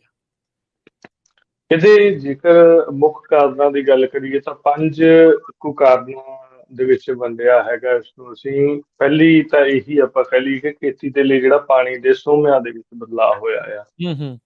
ਮੈਂ ਹੁਣੇ ਕੁਝ ਸਮਾਂ ਪਹਿਲਾਂ ਤੁਹਾਡੇ ਨਾਲ ਇਹ ਗੱਲ ਸਾਂਝੀ ਕੀਤੀ ਸੀ ਕਿ 2 ਲੱਖ ਟਿਊਬਵੈੱਲ ਸੀਗੇ 1970-71 ਦੇ ਵਿੱਚ। ਹਾਂਜੀ। ਪਰ ਜਿਹੜੀ ਅੱਜ ਗਿਣਤੀ ਆ ਉਹ ਸਾਡੇ ਕੋਲੇ 14 ਲੱਖ ਟਿਊਬਵੈੱਲ ਜਿਹੜੇ ਆ ਉਹ ਹੋ ਚੁੱਕੇ ਆ। ਔਰ ਦੁਨੀਆ ਦੇ ਵਿੱਚ ਸਭ ਤੋਂ ਵੱਧ ਟਿਊਬਵੈੱਲ ਜਿਹੜੇ ਨੇ ਉਹ ਪੰਜਾਬ ਦੇ ਵਿੱਚ ਨੇ ਜੀ। ਇੰਨੀ ਪੰਜਾਬ ਦੇ ਵਿੱਚ ਸਭ ਤੋਂ ਵੱਧ ਟਿਊਬਵੈੱਲ ਪੰਜਾਬ ਦੇ ਵਿੱਚ ਨੇ। 1960-61 ਦੇ ਦਰਮਿਆਨ ਜਿਹੜਾ ਪੰਜਾਬ ਦੀ ਸਿੰਜਾਈ ਜਿਹੜੀ ਆ ਉਹਦਾ ਕੁੱਲ ਹਿੱਸਾ 58% ਨਹਿਰੀ ਪਾਣੀ ਦਾ ਸੀਗਾ, ਔਰ ਜਿਹੜਾ 41% ਆ ਉਹ ਜ਼ਮੀਨੀ ਪਾਣੀ ਸੀਗਾ। ਔਰ ਜਿਹੜੀ 2017-18 ਦੀ ਗੱਲ ਕਰਾਂ ਤਾਂ ਜਿਹੜਾ ਨਹਿਰੀ ਪਾਣੀ ਦੇ ਨਾਲ ਸਿੰਜਿਆ ਜਾਣ ਵਾਲਾ ਇਲਾਕਾ ਸੀਗਾ ਉਹ 58% ਤੋਂ ਘੱਟ ਕੇ 25% ਰਹਿ ਗਿਆ, ਔਰ ਜ਼ਮੀਨੀ ਪਾਣੀ ਵਾਲਾ ਜਿਹੜਾ ਹੈਗਾ, ਜ਼ਮੀਨੀ ਪਾਣੀ ਦਾ ਨਾਲ ਸਿੰਜਾਈ ਜਿਹੜੀ ਉਹ 75% ਹੋਣ ਲੱਗ ਗਈ। ਨਹਿਰੀ ਪਾਣੀ ਨਾਲ ਹੋਣ ਵਾਲੀ ਸਿੰਜਾਈ ਘਟੀ, ਔਰ ਜ਼ਮੀਨੀ ਪਾਣੀ ਦੇ ਨਾਲ ਹੋਣ ਵਾਲੀ ਸਿੰਜਾਈ ਜਿਹੜੀ ਆ ਉਹ ਤਕਰੀਬਨ 3 ਗੁਣਾ ਜਿਹੜੀ ਆ ਉਹ ਵਧੀ ਹੈ। ਇਸ ਤਰ੍ਹਾਂ ਹੀ ਜੇਕਰ ਇਸ ਤੋਂ ਹੋਰ ਆਪਾਂ ਕਾਰਨਾਂ ਦੀ ਗੱਲ ਕਰੀਏ ਤਾਂ ਜਿਵੇਂ ਪੰਜਾਬ ਦਾ ਜਿਹੜਾ ਫਸਲੀ ਚੱਕਰ ਹੈਗਾ, ਉਹਦੇ 'ਚ ਜਿਹੜੀ ਝੋਨੇ ਨੂੰ ਤਰਜੀਹ ਦਿੱਤੀ ਗਈ ਆ। ਹੁਣ ਜੇਕਰ ਮੈਂ ਪਿਛਲੇ ਸਮਾਂ ਦੇ ਵਿੱਚ ਫਸਲਾਂ ਦੀ ਗੱਲ ਕਰਾਂ, 1960 ਦੇ ਵੇਲੇ ਕਿਹੜੀਆਂ ਫਸਲਾਂ ਜਿਹੜੀਆਂ ਉਗਾਈਆਂ ਜਾਂਦੀਆਂ ਸੀਗੀਆਂ ਤੇ ਹੁਣ ਕਿਹੜੀਆਂ ਉਗਾਈਆਂ ਜਾਂਦੀਆਂ ਨੇ ਜਾਂ ਕੀ ਬਾਦ ਘਟ ਹੋਈ ਹੈ, 1980-81 ਦੇ ਦਰਮਿਆਨ ਨਾ ਝੋਨੇ ਦੇ ਹੇਠ ਜਿਹੜਾ ਰਕਬਾ ਸੀਗਾ ਉਹ 11,57,000 ਹੈਕਟੇਅਰ ਸੀਗਾ, ਜਿਹੜਾ 2019-20 ਦੇ ਵਿੱਚ 31,42,000 ਹੈਕਟੇਅਰ। ਤਾਂ ਝੋਨਾ ਤਕਰੀਬਨ 3 ਗੁਣਾ ਜਿਹੜਾ ਉਹ ਵਧਿਆ ਆ 1980-81 ਤੋਂ 2019-20 ਦੇ ਦਰਮਿਆਨ। ਔਰ ਇਸੇ ਤਰ੍ਹਾਂ ਹੀ ਕਣਕ ਦਾ ਜਿਹੜਾ ਹੈਗਾ ਆ, ਕਣਕ ਦੇ ਹੇਠ ਰਕਬਾ ਆ ਉਹ ਵੀ ਤਕਰੀਬਨ 12 ਲੱਖ ਹੈਕਟੇਅਰ ਵਧਿਆ। ਪਹਿਲਾਂ ਉਹ 22,66,000 ਹੈਕਟੇਅਰ ਸੀਗਾ, ਔਰ 2019-20 ਦੇ ਵਿੱਚ 35,21,000 ਹੈਕਟੇਅਰ ਹੋਇਆ ਆ। ਗੰਨਾ ਵੱਧ ਕੰਜ਼ਿਊਮ ਕਰਦਾ ਆ ਪਾਣੀ ਆਮ ਫਸਲਾਂ ਦੇ ਨਾਲੋਂ, ਗੰਨੇ ਦੇ ਹੇਠ ਰਕਬਾ ਜਿਹੜਾ ਪੰਜਾਬ ਦੇ ਵਿੱਚ ਉਹ ਵੀ ਵਧਿਆ, 65,000 ਤੋਂ 91,000 ਤੱਕ ਉਹ ਹੋਇਆ ਆ। ਇਸੇ ਤਰ੍ਹਾਂ ਜਿਹੜੀਆਂ ਘੱਟ ਪਾਣੀ ਵਾਲੀਆਂ ਸੀ, ਜਿਵੇਂ ਕਪਾਹ ਆ, ਕਪਾਹ ਦੇ ਹੇਠ ਜਿਹੜਾ ਰਕਬਾ ਸੀ ਉਹ ਤਕਰੀਬਨ ਅੱਧੇ ਤੋਂ ਵੀ ਘਟਿਆ ਆ, 6,42,000 ਹੈਕਟੇਅਰ ਸੀਗਾ, ਜਿਹੜਾ ਘਟ ਕੇ 2,48,000 ਹੈਕਟੇਅਰ ਰਿਹਾ ਆ। ਅਗੇਨ ਕਪਾਹ ਵਾਲਿਆਂ ਦੀ ਜਿਹੜੀ ਸਮੱਸਿਆ ਆ ਕਿ ਕਪਾਹ ਨੂੰ ਜਿਹੜੀਆਂ ਬਿਮਾਰੀਆਂ ਲੱਗਣੀਆਂ ਪਿਛਲੇ ਸਮੇਂ 'ਚ ਸ਼ੁਰੂ ਹੋਈਆਂ, ਜਿਹੜੀ ਹਾਈਬ੍ਰਿਡਾਈਜੇਸ਼ਨ ਹੋਈ, ਹਾਈਬ੍ਰਿਡਾਈਜੇਸ਼ਨ ਤੋਂ ਪਿੱਛੋਂ ਉਹਨੂੰ ਬਿਮਾਰੀਆਂ ਲੱਗਣੀਆਂ ਸ਼ੁਰੂ ਹੋਈਆਂ, ਤੇ ਇੱਕ ਜਿਹੜਾ ਮੁੱਲ ਨਹੀਂ ਮਿਲਣਾ ਜਦੋਂ, ਉਹਦੇ ਕਰਕੇ ਕੁਝ ਫਸਲਾਂ ਜਿਹੜੀਆਂ ਨੇ, ਪੰਜਾਬ ਪਹਿਲਾਂ ਮੂੰਗੀ ਦੀ ਕਾਸ਼ਤ ਬਹੁਤ ਕਰਦਾ ਸੀਗਾ, ਪੰਜਾਬ ਦਾਲਾਂ ਦੀ ਕਾਸ਼ਤ ਬਹੁਤ ਕਰਦਾ ਸੀਗਾ, ਤਾਂ ਉਹਨਾਂ ਦੇ ਹੇਠ ਜਿਹੜਾ ਰਕਬਾ ਹੈਗਾ ਉਹ ਘਟਿਆ ਪਿਛਲੇ ਸਮੇਂ ਦੇ ਦਰਮਿਆਨ।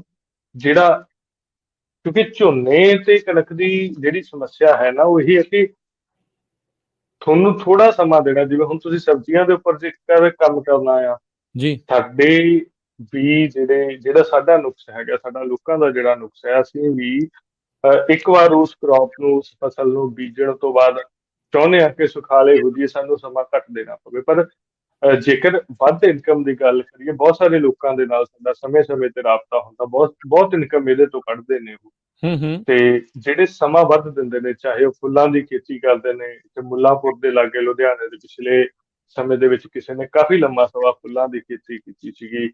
ਕੋਟਕਪੂਰੇ ਦੇ ਕੋਲ ਖੁੰਬਾਂ ਦਾ ਫਾਰਮ ਹੈਗਾ ਕਿਸੇ ਸੱਜਣ ਦਾ, ਆਰਗੈਨਿਕ ਫਾਰਮਿੰਗ ਕਰਦੇ ਨੇ ਲੋਕ, ਬਥੇਰੇ ਪੰਜਾਬ ਦੇ ਵਿੱਚ ਕਰਦੇ ਨੇ। ਹਾਲਾਂਕਿ ਆਰਗੈਨਿਕ ਫਾਰਮਿੰਗ ਵਾਲਿਆਂ ਦੀਆਂ ਆਪਣੀਆਂ ਕੁਝ ਸਮੱਸਿਆਵਾਂ ਹੈਗੀਆਂ ਨੇ, ਲੇਕਿਨ ਜੇਕਰ ਤੁਸੀਂ ਕ੍ਰੌਪ ਡਾਇਵਰਸਿਫਿਕੇਸ਼ਨ ਵੱਲ ਨੂੰ ਜਾਂਦੇ ਹੋ, ਔਰ ਖਾਸ ਕਰਕੇ ਖੇਤੀ ਉਪਜਾਂ ਦੀ ਪ੍ਰੋਸੈਸਿੰਗ ਖੁਦ ਕਰਨ ਦੀ ਹਿੰਮਤ ਕਰਦੇ ਹੋ, ਤਾਂ ਉਹਦੇ ਨਾਲ ਕਿਤੇ ਨਾ ਕਿਤੇ ਜਿਹੜਾ ਹੈਗਾ ਬੈਨੀਫਿਟਸ ਜਿਹੜੇ ਨੇ ਉਹ ਆਮ ਦੇ ਨਾਲੋਂ ਵਧੇਰੇ ਸਾਨੂੰ ਹੋ ਸਕਦੇ ਨੇ।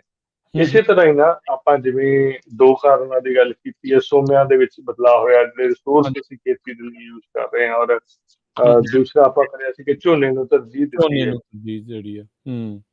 ਇਸੇ ਤਰ੍ਹਾਂ ਇੱਕ ਤੀਸਰਾ ਕਾਰਨ ਹੈਗਾ ਜੀ ਕਿ ਜਿਹੜਾ ਪੰਜਾਬ ਦੇ ਵਿੱਚ ਰੁੱਖਾਂ ਹੇਠ ਰਕਬਾ ਆ ਉਹ 2.49% ਆ। ਜਦੋਂ ਹਾਂਜੀ ਪਿਛਲੇ ਸਾਲ ਅਸੀਂ ਇਸ ਦੀ ਗੱਲ ਕਰਨੀ ਸ਼ੁਰੂ ਕੀਤੀ ਤਾਂ 3.47% ਸੀਗਾ। ਠੀਕ ਹੈ, ਲੇਕਿਨ ਇਸ ਸਾਲ ਜਿਹੜੀ ਕੇਂਦਰ ਨੇ ਰਿਪੋਰਟ ਜਾਰੀ ਕੀਤੀ ਉਹ 2.49% ਰਹਿ ਗਿਆ। ਹਾਲਾਂਕਿ ਕਿਸੇ ਵੀ ਖਿੱਤੇ ਦੇ ਵਿੱਚ ਇਸਦਾ 33% ਹੋਣਾ ਰਿਕਮੈਂਡਡ ਹੈਗਾ ਕਿ ਜੇਕਰ ਤੁਸੀਂ ਚਾਹੁੰਦੇ ਹੋ ਕਿ ਉੱਥੇ ਜਿਹੜਾ ਭੂ-ਖੋਰ ਨਾ ਹੋਵੇ ਜਾਂ ਉੱਥੇ ਦਾ ਐਨਵਾਇਰਨਮੈਂਟ ਜਿਹੜਾ ਉੱਥੇ ਕਲਾਈਮੇਟ ਚੇਂਜ ਦੀ ਸਮੱਸਿਆ ਨਾ ਆਵੇ। ਹੁਣ ਇਸ ਵਾਰ ਬਹੁਤ ਜ਼ਿਆਦਾ ਸਮੱਸਿਆ ਇਹ ਹੈ ਕਿ ਅਪ੍ਰੈਲ ਸ਼ੁਰੂ ਹੋਣ ਵਾਲਾ ਹੋ ਗਿਆ ਜੀ, ਤੇ ਅਜੇ ਵੀ ਕੁਝ ਦਿਨ ਪਹਿਲਾਂ ਲੋਕਾਂ ਨੂੰ ਕੋਟੀਆਂ ਪਾਉਣੀਆਂ ਪਈਆਂ, 2-3 ਦਿਨ ਪਹਿਲਾਂ ਜਦੋਂ ਪੰਜਾਬ ਦੇ ਵਿੱਚ ਮੀਂਹ ਪਏ ਨੇ। ਪਰ ਜਿਹੜਾ ਕਲਾਈਮੇਟ ਚੇਂਜ ਦੇ ਕਰਕੇ ਪਾਣੀ ਦੀ ਵਰਤੋਂ ਵਧੀ, ਲੰਮਾ ਸਮਾਂ ਗਰਮੀ ਦਾ ਰਹਿਣਾ, ਠੀਕ ਆ, ਉਹ ਪਾਣੀ ਦੀ ਵਰਤੋਂ ਵਧਣ ਦੇ ਕਰਕੇ ਅਕਸਰ ਨੂੰ ਤਾਂ ਹਰ ਇੱਕ ਖੇਤਰ ਦੇ ਵਿੱਚ ਪਾਣੀ ਦੀ ਵਰਤੋਂ ਵਧੀ ਹੈ ਨਾ। ਜੀ ਜੀ। ਤਾਂ ਜੇਕਰ ਉਹ ਰਕਬਾ 33% ਤੋਂ ਘਟ ਕੇ 2.49% ਤੇ ਆਇਆ ਆ, ਤਾਂ ਉਹ ਸਮੱਸਿਆ ਇੱਕ ਵੱਡੀ ਖੜੀ ਕਰ ਰਿਹਾ। ਕਿਉਂਕਿ ਜਿਹੜਾ ਰੁੱਖਾਂ ਦਾ ਇੱਕ ਸਟਰਕਚਰ ਹੁੰਦਾ, ਜਿਹੜਾ ਉਹਨਾਂ ਦੀਆਂ ਜੜ੍ਹਾਂ ਦਾ ਸਟਰਕਚਰ ਆ, ਉਹ ਇੱਕ ਤਾਂ ਮਿੱਟੀ ਦੇ ਖੁਰਣ ਨੂੰ ਰੋਕਦਾ ਆ, ਜਿਹੜਾ ਜ਼ਮੀਨ ਦੀ ਸਤ੍ਹਾ ਹੁੰਦੀ ਹੈ ਉਹਦੇ ਖੁਰਣ ਨੂੰ ਰੋਕਦਾ, ਨਾਲ ਦੀ ਨਾਲ ਪਾਣੀ ਦੀ ਸੀਪੇਜ ਦੇ ਵਿੱਚ ਜਿਹੜਾ ਥੱਲੇ ਹੈਗਾ ਉਹਦੇ 'ਚ ਬੜਾ ਹੈਲਪਫੁਲ ਹੁੰਦਾ ਆ, ਪਾਣੀ ਦੀ ਵੈਪੋਰੇਸ਼ਨ ਨੂੰ ਰੋਕਦਾ ਹੈਗਾ ਉਹ। ਤਾਂ ਇਹ ਵੀ ਇੱਕ ਵੱਡਾ ਕਾਰਨ ਹੈਗਾ ਜਿਹੜਾ ਪੰਜਾਬ ਦੇ ਵਿੱਚ ਰੁੱਖਾਂ ਦੇ ਹੇਠ ਰਕਬਾ ਹੈਗਾ ਉਹ ਘੱਟ ਹੈਗਾ। ਇਸੇ ਤਰ੍ਹਾਂ ਹੀ ਪਾਣੀ ਨੂੰ ਜਦੋਂ ਅਸੀਂ ਬੈਨੀਫਿਟ ਦੇ ਵਜੋਂ ਦੇਖਦੇ ਹਾਂ, ਜਿਵੇਂ ਹੁਣ ਇੰਝ ਕਹਿ ਲਈਏ ਕਿ ਪਾਣੀ ਜਿਹੜਾ ਹੈਗਾ, ਜਿਹਨੂੰ ਗੁਰੂ ਸਾਹਿਬ ਨੇ ਦਰਜਾ ਦਿੱਤਾ ਸੀਗਾ ਪਵਨ ਗੁਰੂ ਪਾਣੀ ਪਿਤਾ, ਜੀ ਏਡਾ ਵੱਡਾ ਦਰਜਾ ਦਿੱਤਾ, ਉਹ ਅਸੀਂ ਬੈਨੀਫਿਟ ਵਾਲੇ ਉਹਦੇ ਚੋਂ ਦੇਖ ਰਹੇ ਹਾਂ, ਮੁਨਾਫੇ ਵਾਲੇ ਐਂਗਲ ਤੋਂ ਉਹਨੂੰ ਦੇਖ ਰਹੇ ਹਾਂ। ਕਿਉਂਕਿ ਜਦੋਂ ਤੁਸੀਂ ਕਿਸੇ ਦੇ ਨਾਲ ਵੀ ਵਾਟਰ ਰਿਸੋਰਸਸ ਨੂੰ ਬਚਾਉਣ ਦੀ ਗੱਲ ਕਰਦੇ ਹੋ, ਹਾਂਜੀ। ਅੱਜ ਦੀ ਸਮੱਸਿਆ ਜਿਹੜੀ ਹੈਗੀ ਪੰਜਾਬ ਦੇ ਵਿੱਚ ਹੁਣ ਸਬਸਿਡੀ ਮਿਲ ਰਹੀ ਆ ਹੂੰ ਖੇਤਾਂ ਦੇ ਵਿੱਚ, ਠੀਕ ਆ, ਮਿਲਣੀ ਚਾਹੀਦੀ ਆ, ਜਾਂ ਉਹ ਇੱਕ ਵੱਖਰਾ ਵਿਸ਼ਾ ਆ। ਬਟ ਜਿਹੜੀ ਸਮੱਸਿਆ ਹੈਗੀ ਹੈ ਕਿ ਜਦੋਂ ਤੁਸੀਂ ਕਿਸੇ ਨੂੰ ਵੀ ਉਹਨੂੰ ਸਟੋਰ ਕਰਨ ਦੇ ਲਈ ਕਹਿ ਦਿੰਦੇ ਹੋ, ਜਿਵੇਂ ਰੇਨ ਵਾਟਰ ਹਾਰਵੈਸਟਿੰਗ ਦੀ ਗੱਲ ਚੱਲਦੀ ਹੈ, ਤਾਂ ਹੂੰ ਜ਼ਮੀਨੀ ਪਾਣੀ ਨੂੰ, ਜਿਹੜਾ ਬਰਸਾਤੀ ਪਾਣੀ ਆ, ਉਹਨੂੰ ਸਟੋਰ ਕਰਨ ਦੇ, ਹਾਲਾਂਕਿ ਪਿਛਲੇ ਸਮੇਂ ਦੇ ਵਿੱਚ ਉਹਨੂੰ ਜ਼ਮੀਨਦੋਜ਼ ਕਰਨ ਦੇ ਉੱਤੇ ਕਾਫੀ ਸਵਾਲ ਚੁੱਕੇ ਗਏ ਨੇ। ਅਸੀਂ ਵੀ ਲੰਮਾ ਸਮਾਂ ਉਸ ਨੂੰ ਜ਼ਮੀਨਦੋਜ਼ ਕਰਨ ਦੀ ਗੱਲ ਕਰਦੇ ਵੀ ਰਹੇ ਹਾਂ।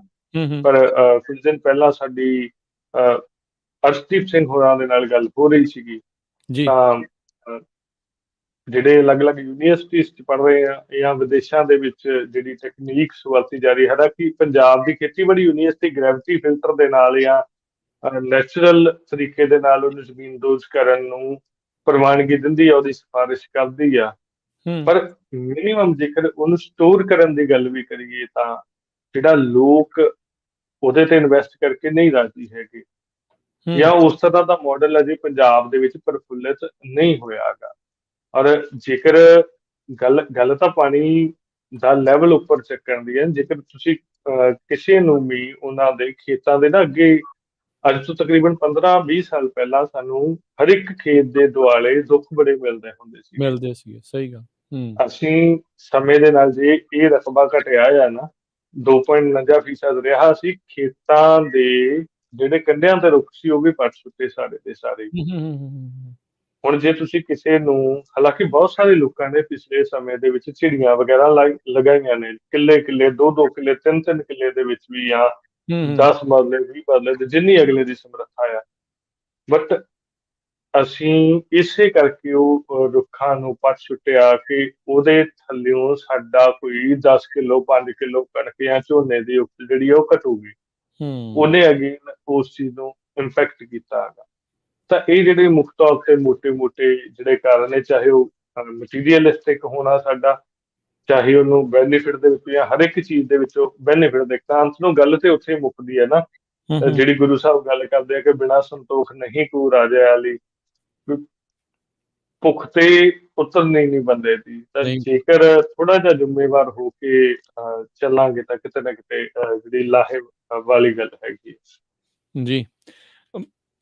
ਇਹਨਾਂ ਸਾਰਿਆਂ ਦੇ ਵਿੱਚ ਜਿੱਦਾਂ ਆਪਾਂ ਸ਼ੁਰੂਆਤ 'ਚ ਦੱਸਿਆ ਵੀ ਜੋ ਇਸ ਟਾਈਮ ਆਪਣਾ ਰਕਬਾ ਹੈਗਾ ਆ, ਜਿੱਦਾਂ ਝੋਨਾ ਲਾਉਂਦੇ ਆ ਤੇ ਹੋਰ ਜਿਹੜੀਆਂ ਫਸਲਾਂ ਲਾ ਰਹੇ ਆ, ਇਹ ਪਾਣੀ ਦੀ ਮੰਗ ਤਾਂ ਉਨੀ ਬਰਕਰਾਰ ਜਿਹੜੀ ਉਹ ਰਹਿਣੀ ਆ।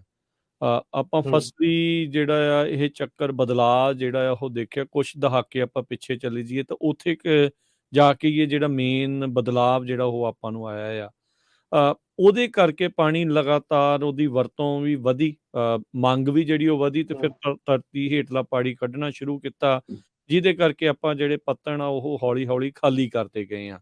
ਤੇ ਹੁਣ ਦਸ਼ਾ ਇਦਾਂ ਦੀ ਆ ਵੀ ਇਹ ਪਤਾ ਨਹੀਂ, ਕਹਿੰਦੇ ਤਾਂ ਕੁਛ ਦਹਾਕੇ ਆ, ਇਹ ਵੱਧ ਵੀ ਹੋ ਸਕਦੇ ਆ, ਥੋੜੇ ਘੱਟ ਵੀ ਹੋ ਸਕਦੇ ਆ। ਇਹ ਵਰਤੋਂ ਦੇ ਉੱਤੇ ਜਿਹੜਾ ਡਿਪੈਂਡ ਜਿਹੜਾ ਉਹ ਰਹੂਗਾ, ਦੁਰਵਰਤੋਂ ਜੇ ਆਪਾਂ ਕਹਿ ਲਈਏ ਵਰਤੋਂ ਦੇ ਨਾਲੋਂ, ਵੀ ਉਹਦੇ ਉੱਤੇ ਜਿਹੜਾ ਹੋਊਗਾ।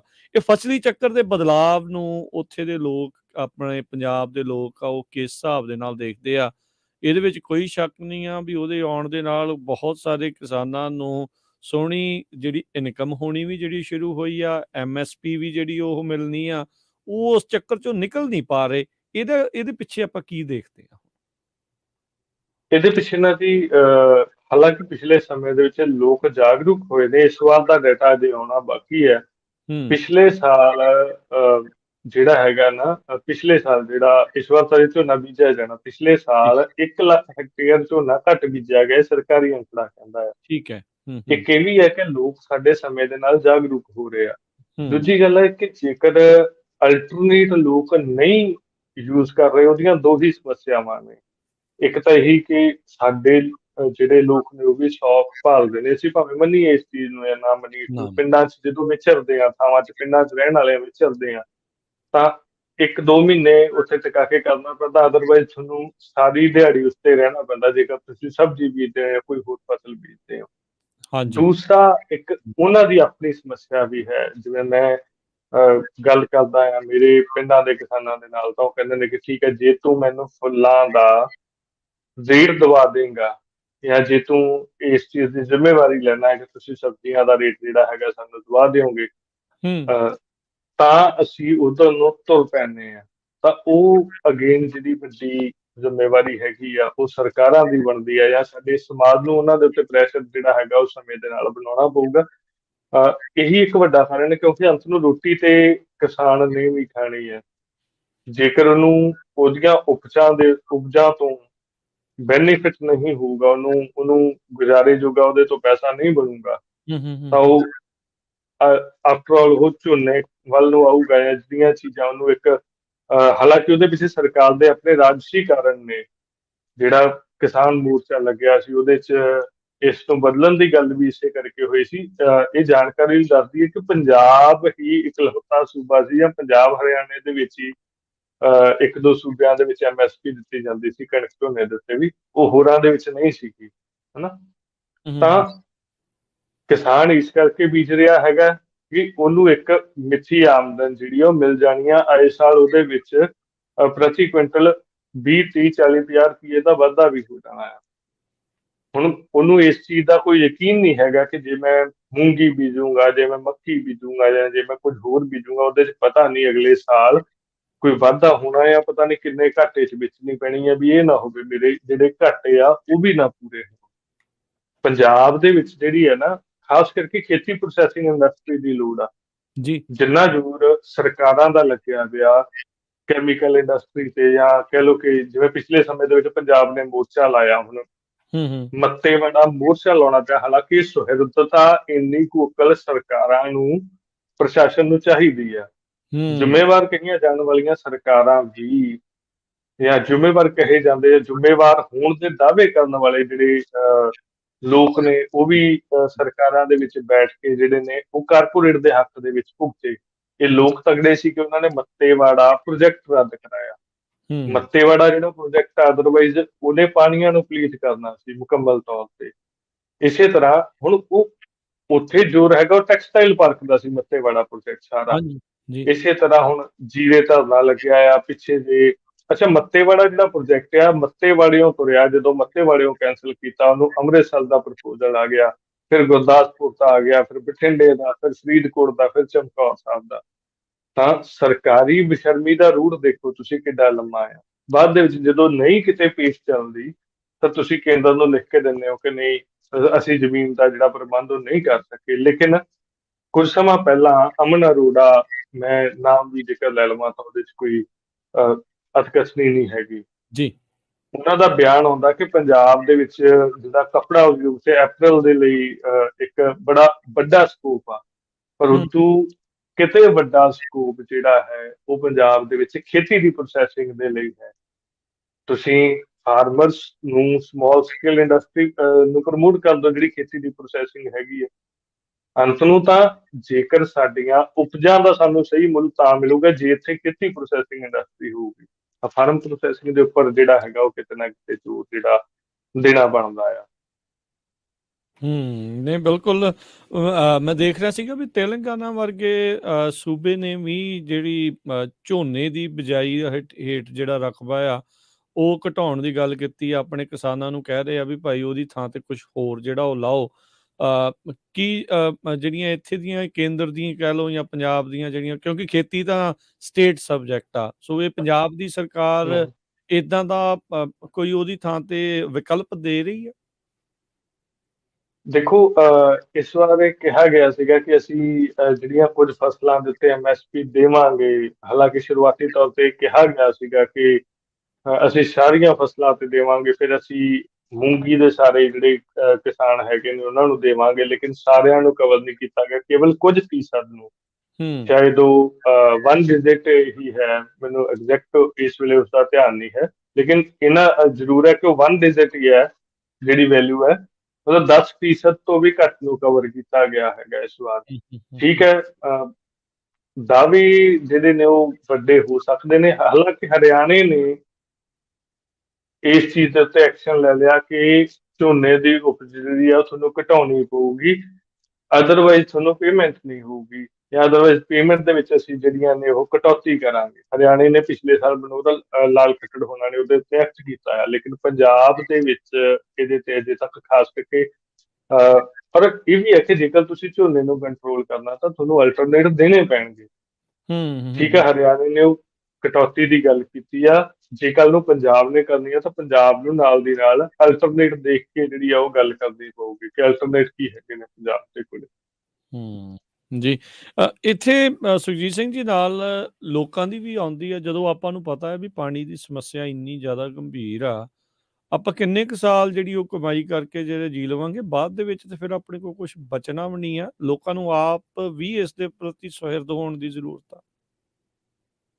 ਦੇਖੋ, ਦੋ ਗੱਲਾਂ ਦੇ ਵਿੱਚ ਜਦੋਂ ਲੋਕਾਂ ਦੇ ਨਾਲ ਗੱਲ ਕਰਦੇ ਹਨ, ਇੱਕ ਵੱਡਾ ਹਿੱਸਾ ਉਹ ਵੀ ਹੈਗਾ ਜਿਨ੍ਹਾਂ ਨੂੰ ਇਹ ਲੱਗਦਾ ਆ ਕਿ ਨਹੀਂ, ਪੰਜਾਬ ਤੇ ਗੁਰੂਆਂ ਦੀ ਧਰਤੀ ਹੈ, ਕਿਤੇ ਪਾਣੀ ਨਹੀਂ ਖਤਮ ਹੋ ਸਕਦਾ। ਠੀਕ ਹੈ, ਗੁਰੂਆਂ ਦੀ ਧਰਤੀ ਹੈ, ਗੁਰੂਆਂ ਨੇ ਬਖਸ਼ੀ ਆ, ਪਰ ਉਹਨਾਂ ਨੇ ਅਕਲ ਵੀ ਤੇ ਸਾਨੂੰ ਬਖਸ਼ੀ ਹੈ ਨਾ, ਵੀ ਸਾਨੂੰ ਉਹਨੂੰ ਸੁਹਿਰਦਤਾ ਦੇ ਨਾਲ ਵਰਤਣਾ ਪੈਣਾ। ਬਹੁਤ ਵੱਡਾ ਤਬਕਾ ਜਦੋਂ ਕਹਿੰਦਾ ਹੈ ਵੀ ਨਹੀਂ, ਪੰਜਾਬ ਚੋਂ ਪਾਣੀ ਨਹੀਂ ਖਤਮ ਹੋ ਸਕਦਾ, ਇਹ ਕਿਵੇਂ ਹੋਊਗੀ? ਲੇਕਿਨ ਗੱਲ ਫਿਰ ਉੱਥੇ ਖੜੀ ਹੈ, ਜਾਗਰੂਕਤਾ ਆ ਰਹੀ ਹੈ ਸਮੇਂ ਦੇ ਨਾਲ। ਜਿਹੜੀ ਨਵੀਂ ਪੀੜ੍ਹੀ ਆ ਉਹਦੇ ਚ ਇੱਕ ਵੱਡਾ ਹਿੱਸਾ ਇਸ ਚੀਜ਼ ਨੂੰ ਸਮਝ ਰਿਹਾ, ਪੁਰਾਣੀ ਪੀੜ੍ਹੀ ਦੇ ਵਿੱਚ ਵੀ ਸਮਝ ਰਿਹਾ। ਸਮੇਂ ਦੇ ਨਾਲ ਮੈਨੂੰ ਲੱਗਦਾ ਕਿ ਐਫਰਟਸ ਜਿਹੜੇ ਨੇ ਉਹ ਸਮੇਂ ਦੇ ਨਾਲ ਜਾਰੀ ਰਹਿਣੇ ਚਾਹੀਦੇ ਨੇ, ਤੇ ਸ਼ਾਇਦ ਆਉਣ ਵਾਲੇ ਸਮੇਂ ਦੇ ਵਿੱਚ ਸਾਨੂੰ ਸੋਹਣੇ ਨਤੀਜੇ ਇਸ ਤੇ ਮਿਲਣ। ਜੀ ਜੀ ਬਿਲਕੁਲ। ਤੇ ਸਮਾਂ ਵੀ ਆਪਣੇ ਪ੍ਰੋਗਰਾਮ ਦਾ ਸਮਾਪਤੀ ਵੱਲ ਨੂੰ ਆ। ਸੁਖਜੀਤ ਸਿੰਘ ਜੀ, ਜਾਂਦੇ ਜਾਂਦੇ ਤੁਸੀਂ ਜਿਹੜੇ ਬਾਹਰ ਵਸਦੇ ਪੰਜਾਬੀ ਆ, ਜਿਨ੍ਹਾਂ ਦੀਆਂ ਜ਼ਮੀਨਾਂ ਉੱਥੇ ਆ, ਚਾਹੇ ਉਹ ਠੇਕੇ ਤੇ ਦਿੰਦੇ ਆ ਜਾਂ ਜਿੱਦਾਂ ਵੀ ਆ, ਜਾਂ ਆਪ ਵਾਹੀ ਵੀ ਕਰਨ ਜਾਂਦੇ ਹੋਣਗੇ ਜਾਂ ਉੱਥੇ ਆ, ਤੁਸੀਂ ਬਾਹਰ ਬੈਠੇ ਪੰਜਾਬੀਆਂ ਦਾ ਕੀ ਰੋਲ ਦੇਖਦੇ ਆ ਇਸ ਪੂਰੀ ਸਮੱਸਿਆ ਦੇ ਹੱਲ ਦੇ ਲਈ? ਬਾਹਰ ਬੈਠੇ ਪੰਜਾਬੀ ਜਿਹੜੇ ਨੇ ਉਹ ਬੜੀ ਵੱਡੀ ਭੂਮਿਕਾ ਪੰਜਾਬ ਦੇ ਭਵਿੱਖ ਦੇ ਲਈ ਨਿਭਾ ਸਕਦੇ ਨੇ। ਪੰਜਾਬ ਉਹਨਾਂ ਦਾ ਆਪਣਾ ਆ, ਜੰਮਣ ਭੋਏ ਆ ਉਹਨਾਂ ਦੀਆਂ ਜੜ੍ਹਾਂ ਪੰਜਾਬ ਦੇ ਨਾਲ ਨੇ। ਦੇਖੋ, ਪੰਜਾਬ ਦੇ ਵਿੱਚ ਉਹਨਾਂ ਦੀਆਂ ਜ਼ਮੀਨਾਂ ਨੇ ਉਹ ਠੇਕੇ ਤੇ ਦੇ ਕੇ ਜਾਂਦੇ ਨੇ। ਇੱਕ ਉਦਮ ਜਿਹੜਾ ਵਿਦੇਸ਼ਾਂ ਦੇ ਵਿੱਚ ਬੈਠੇ ਨੇ, ਜਿਹੜੇ ਤੁਹਾਡੇ ਚੈਨਲ ਨੂੰ ਸੁਣ ਰਹੇ ਨੇ, ਉਹ ਵੀਰ ਕਰ ਸਕਦੇ ਨੇ ਕਿ ਜਿਸ ਵੀ ਸੱਜਣ ਨੂੰ ਉਹਨਾਂ ਨੇ ਆਪਣੀ ਜ਼ਮੀਨ ਠੇਕੇ ਦੇਣੀ ਹੈ, ਉਹਦੇ ਨਾਲ ਇਹ ਸਮਝੌਤਾ ਕੀਤਾ ਜਾ ਸਕਦਾ ਕਿ ਸੱਜਣਾ, ਤੂੰ ਉਸ ਜ਼ਮੀਨ ਦੇ ਵਿੱਚ ਝੋਨਾ ਨਹੀਂ ਬੀਜੇਗਾ, ਠੀਕ ਹੈ, ਉਹਦੇ ਬਦਲੇ ਚਾਹੇ ਕੁਝ ਵੀ ਬੀਜ ਲੈ, ਉਹਦਾ ਠੇਕਾ ਉਹਦੇ ਤੋਂ 10, 15, 20, 25 ਜਿੰਨਾ ਉਹਨਾਂ ਦੀ ਸਮਰੱਥਾ ਹੈਗੀ ਉਹਨਾਂ ਘੱਟ ਲੈ ਸਕਦੇ ਆ। ਬਾਹਰਲੇ ਪੰਜਾਬੀਆਂ ਨੂੰ ਦੇ ਲਈ ਦੇਖੋ, ਦੋ ਗੱਲਾਂ ਨੇ ਜੀ। ਇੱਕ ਹੁੰਦਾ ਹੈ ਕਿਸੇ ਬੰਦੇ ਦੀ ਰੋਜੀ ਰੋਟੀ ਉਸ ਚੀਜ਼ ਤੇ ਨਿਰਭਰ ਹੈ। ਜਿਹੜੇ ਵਿਦੇਸ਼ਾਂ ਦੇ ਵਿੱਚ ਪੰਜਾਬੀ ਬੈਠੇ ਨੇ, ਉਹਨਾਂ ਦੀ ਪੰਜਾਬ ਤੋਂ ਜਿਹੜਾ ਠੇਕਾ ਆ ਰਿਹਾ ਉਹਦੇ ਤੇ ਰੋਜੀ ਰੋਟੀ ਨਿਰਭਰ ਨਹੀਂ ਹੈਗੀ। ਉਹਨਾਂ ਨੂੰ ਪ੍ਰਮਾਤਮਾ ਨੇ ਸੋਹਣੀ ਰੋਜੀ ਰੋਟੀ ਇੱਧਰ ਬਖਸ਼ੀ ਹੈ, ਉਹਨਾਂ ਨੂੰ ਐਡੀਸ਼ਨਲ ਇਨਕਮ ਆ ਰਹੀ ਹੈ। ਉਸਨੂੰ ਚਾਹੇ ਦਸਵੰਧ ਸਮਝ ਲੈਣ, ਚਾਹੇ ਪੰਜਾਬ ਦੇ ਹਿੱਤ 'ਚ ਲਗਾਇਆ ਜਿਹੜਾ ਉਹਨਾਂ ਦਾ ਇੱਕ ਟੁੱਟਿਆ ਚੰਗਾ ਕਦਮ ਸਮਝ ਲੈਣਾ। ਔਰ ਇਹ ਜੇਕਰ ਪਿਰਤ ਪੈ ਜਾਊਗੀ ਉਹਨਾਂ ਦਾ, ਇਸ ਚੀਜ਼ ਦਾ ਨਾ ਪਿੱਛੇ ਜੇ ਅਸੀਂ ਐਨਾਲਿਸਿਸ ਕੀਤਾ ਸੀ ਤਾਂ $1 ਪ੍ਰਤੀ ਦਿਨ ਤੋਂ ਵੀ ਘੱਟ ਖਰਚਾ ਬਣਦਾ ਹੈਗਾ। ਠੀਕ ਹੈ, $1 ਪ੍ਰਤੀ ਦਿਨ ਤੋਂ ਵੀ ਘੱਟ ਖਰਚਾ ਬਣਦਾ ਹੈਗਾ ਜੇਕਰ ਉਹ ਪੰਜਾਬ ਦੇ ਵਿੱਚ ਜਿਹੜੀ ਉਹਨਾਂ ਦੀ ਜ਼ਮੀਨ ਹੈ, ਜਿਹਨੂੰ ਵੀ ਠੇਕੇ ਦੇ ਰਹੇ ਨੇ ਜੀ, ਉਹਦੇ ਤੇ ਇਹ ਇੰਜ ਕਰ ਦਿੰਦੇ ਨੇ ਕਿ ਹਾਂ ਤੂੰ ਜਿਹੜੀ ਹੈ ਇੱਕ ਤਾਂ ਅੱਗ ਨਹੀਂ ਲਾਉਣੀ ਹੈਗੀ, ਔਰ ਦੂਸਰੀ ਹੈਗੀ ਜਿਹੜਾ ਨਾਲ ਨੂੰ ਅੱਗ ਨਹੀਂ ਲਾਉਣੀ, ਔਰ ਦੂਸਰਾ ਤੂੰ ਝੋਨਾ ਨਹੀਂ ਬੀਜਣਾ ਹੈਗਾ। ਜੇਕਰ ਦੋ ਹੀ ਚੀਜ਼ਾਂ ਕਰ ਦਿੰਦੇ ਨੇ ਤੇ ਉਹਦੇ ਨਾਲੋਂ ਇੱਕ ਬੜਾ ਚੰਗਾ ਉਦਮ ਕਰ ਸਕਦੇ ਹੋ। ਦੂਸਰੀ ਗੱਲ, ਜੇਕਰ ਚਿੜੀਆਂ ਜਾਂ ਜਿਹੜੇ ਛੋਟੇ ਜੰਗਲ ਨੇ ਜੀ ਕਈਆਂ ਦੀ ਇੱਧਰ 20 30 40 ਜਾਂ ਚਾਹੇ 10 ਕਿੱਲੇ ਵੀ ਹੋਵੇ ਜਾਂ 5 ਵੀ ਹੋਵੇ, ਉਹਦੇ ਵਿੱਚੋਂ ਕੁਝ ਰਕਬਾ ਜਿਹੜਾ ਹੈਗਾ ਉਹਦੇ ਉੱਪਰ ਜੇਕਰ ਚਿੜੀਆਂ, ਜਿਹੜੀ ਇੱਕ ਛੋਟੇ ਜੰਗਲ ਨੂੰ ਕਹਿੰਦੇ ਨੇ, ਉਹ ਲਗਵਾ ਸਕਦੇ ਨੇ, ਤਾਂ ਬਾਬਾ ਸੇਵਾ ਸਿੰਘ ਸੂਰ ਸਾਹਿਬ ਵਾਲੇ ਮੁਕੰਮਲ ਰੂਪ ਦੇ ਵਿੱਚ ਜਿਹੜਾ ਫ੍ਰੀ ਜੰਗਲ ਲਗਾਉਂਦੇ ਨੇ, ਉਹਦੀ ਸਾਂਭ ਸੰਭਾਲ ਜਿਹੜੀ ਆ ਉਹ ਅਸੀਂ ਕਰਨੀ ਹੁੰਦੀ ਹੈ। ਜਿਨ੍ਹਾਂ ਨੇ ਵੀ ਆਪਣੇ ਖੇਤ ਦੇ ਵਿੱਚ ਲਗਾਉਣਾ ਆ, ਇੱਕ ਜਗ੍ਹਾ ਦੇਣੀ ਹੈ, ਤੇ ਉਹ ਜਗ੍ਹਾ ਵੀ ਮੁੜ ਕੇ ਉਹਨਾਂ ਦੀ, ਉਹ ਜੰਗਲ ਵੀ ਉਹਨਾਂ ਦਾ ਹੀ ਆ, ਉਹਦੇ ਚ ਜੋ ਫਰੂਟ ਜੋ ਉਹਦੇ ਚੋਂ ਨਿਕਲਣਾ ਉਹ ਵੀ ਉਹਨਾਂ ਨੇ ਖਾਣਾ ਕਰਨਾ, ਉਹਦਾ ਆਨੰਦ ਵੀ ਉਹਨਾਂ ਨੇ ਲੈਣਾ। ਸਮਾਨ ਦਾ ਕੋਈ ਖਰਚਾ ਨਹੀਂ, ਉਹਨਾਂ ਨੇ, ਉਹਨਾਂ ਦੇ ਬਾਬਾ ਜੀ ਦੇ ਸੇਵਾਦਾਰਾਂ ਨੇ, ਉਹਨਾਂ ਨੇ ਆਣ ਕੇ ਲਗਾ ਜਾਣਾ ਹੈਗਾ ਉਹ ਜੰਗਲ। ਪ੍ਰਸ਼ਾਦਾ ਪਾਣੀ ਜੇਕਰ ਛਕਾਉਣ ਦੀ ਸਮਰੱਥਾ ਹੈਗੀ ਆ ਤਾਂ ਉਹਨਾਂ ਨੂੰ just ਛਕਾਉਣਾ ਆ। ਤੇ ਦੋ ਵੱਡੇ ਕੰਮ ਜਿਹੜੇ ਆ ਉਹ ਬਾਹਰਲੇ ਪੰਜਾਬੀ ਕਰ ਸਕਦੇ ਨੇ। ਬਾਕੀ ਤਾਂ ਚਲੋ ਜਿਸ ਤਰ੍ਹਾਂ ਦੀ ਸਪੋਰਟ ਖਾਸ ਕਰਕੇ ਦਰਿਆਈ ਪਾਣੀਆਂ ਨੂੰ ਭਵਿੱਖ ਦੇ ਵਿੱਚ ਲੈਣ ਦੇ ਲਈ ਪੰਜਾਬੀਆਂ ਦੀ ਹੋ ਸਕਦੀ ਹੈ, ਉਹ ਉਸੇ ਤਰ੍ਹਾਂ ਕਰਦੇ ਰਹਿਣ। ਚਾਹੇ ਤਾਂ ਉਹ ਜਿਹੜੀਆਂ ਐਗਜ਼ੈਂਪਲਸ ਨੇ ਉਧਰ ਕਿਸ ਤਰ੍ਹਾਂ ਦੇ ਨਾਲ, ਹਾਲਾਂਕਿ ਪੰਜਾਬ ਦੀ ਰੈਫਰੈਂਸ ਵੀ ਅਸੀਂ ਲੈਂਦੇ ਹਾਂ, ਜੀ ਜੀ ਬਟ 100 ਤਰ੍ਹਾਂ ਦਾ ਪ੍ਰੈਸ਼ਰ ਹੁੰਦਾ ਹੈ ਜਦੋਂ ਹੁਣ ਵੀ, ਕਿਉਂਕਿ ਜਿਹੜੇ ਮੌਜੂਦਾ ਪੰਜਾਬ ਦੇ ਹਾਲਾਤਾਂ ਦੀ ਇਸ ਤੋਂ ਪਹਿਲਾਂ ਅਸੀਂ ਗੱਲ ਕਰੀ ਸੀਗੀ, ਤਾਂ ਇੱਕ ਵੱਡੇ ਪ੍ਰੈਸ਼ਰ ਦੇ ਤਹਿਤ ਸਰਕਾਰ ਨੂੰ ਚੁੱਕੇ ਗਏ ਮੁੰਡੇ ਜਿਹੜੇ ਨੇ ਉਹ ਰਿਲੀਜ਼ ਕਰਨੇ ਪਏ।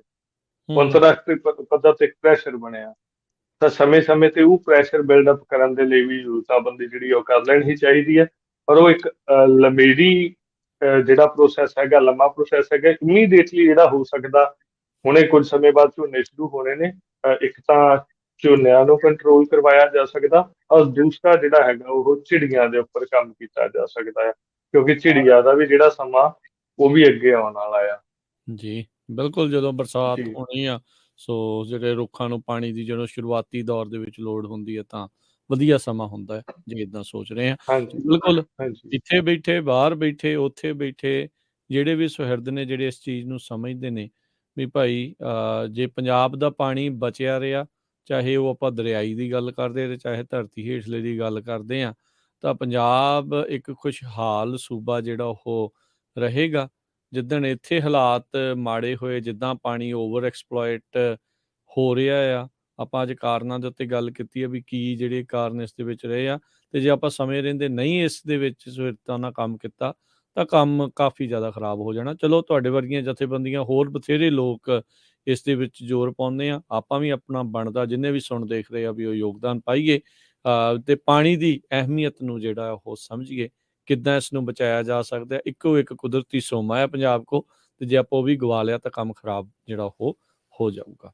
ਤੇ ਸੁਰਜੀਤ ਸਿੰਘ ਜੀ, ਬਹੁਤ ਧੰਨਵਾਦ ਕਰਦੇ ਹਾਂ ਤੁਹਾਡਾ, ਤੁਸੀਂ ਅੱਜ ਆਏ, ਜੁੜੇ ਸਾਡੇ ਨਾਲ, ਤੇ ਧਰਤੀ ਹੇਠਲੇ ਪਾਣੀ ਦੇ ਘਟਣ ਦੇ ਮੁੱਖ ਕਾਰਨਾਂ ਦੇ ਉੱਤੇ ਆਪਾਂ ਜਿਹੜੀ ਉਹ ਨਜ਼ਰਸਾਨੀ ਤੁਸੀਂ ਕੀਤੀ ਆ, ਸਾਨੂੰ ਵਿਸਥਾਰ ਦੇ ਵਿੱਚ ਸਮਝਾਇਆ ਆ, ਤੇ ਬਹੁਤ ਸ਼ੁਕਰੀਆ, ਬੜੀ ਮਿਹਰਬਾਨੀ। ਮਿਲਾਂਗੇ ਆਪਾਂ ਅਗਲੀ ਵਾਰ ਵੀ। ਧੰਨਵਾਦ, ਮਿਹਰਬਾਨੀ। ਧੰਨਵਾਦ ਵਾਹਿਗੁਰੂ ਜੀ ਕਾ ਧੰਨਵਾਦ ਖਾਲਸਾ। ਵਾਹਿਗੁਰੂ ਜੀ।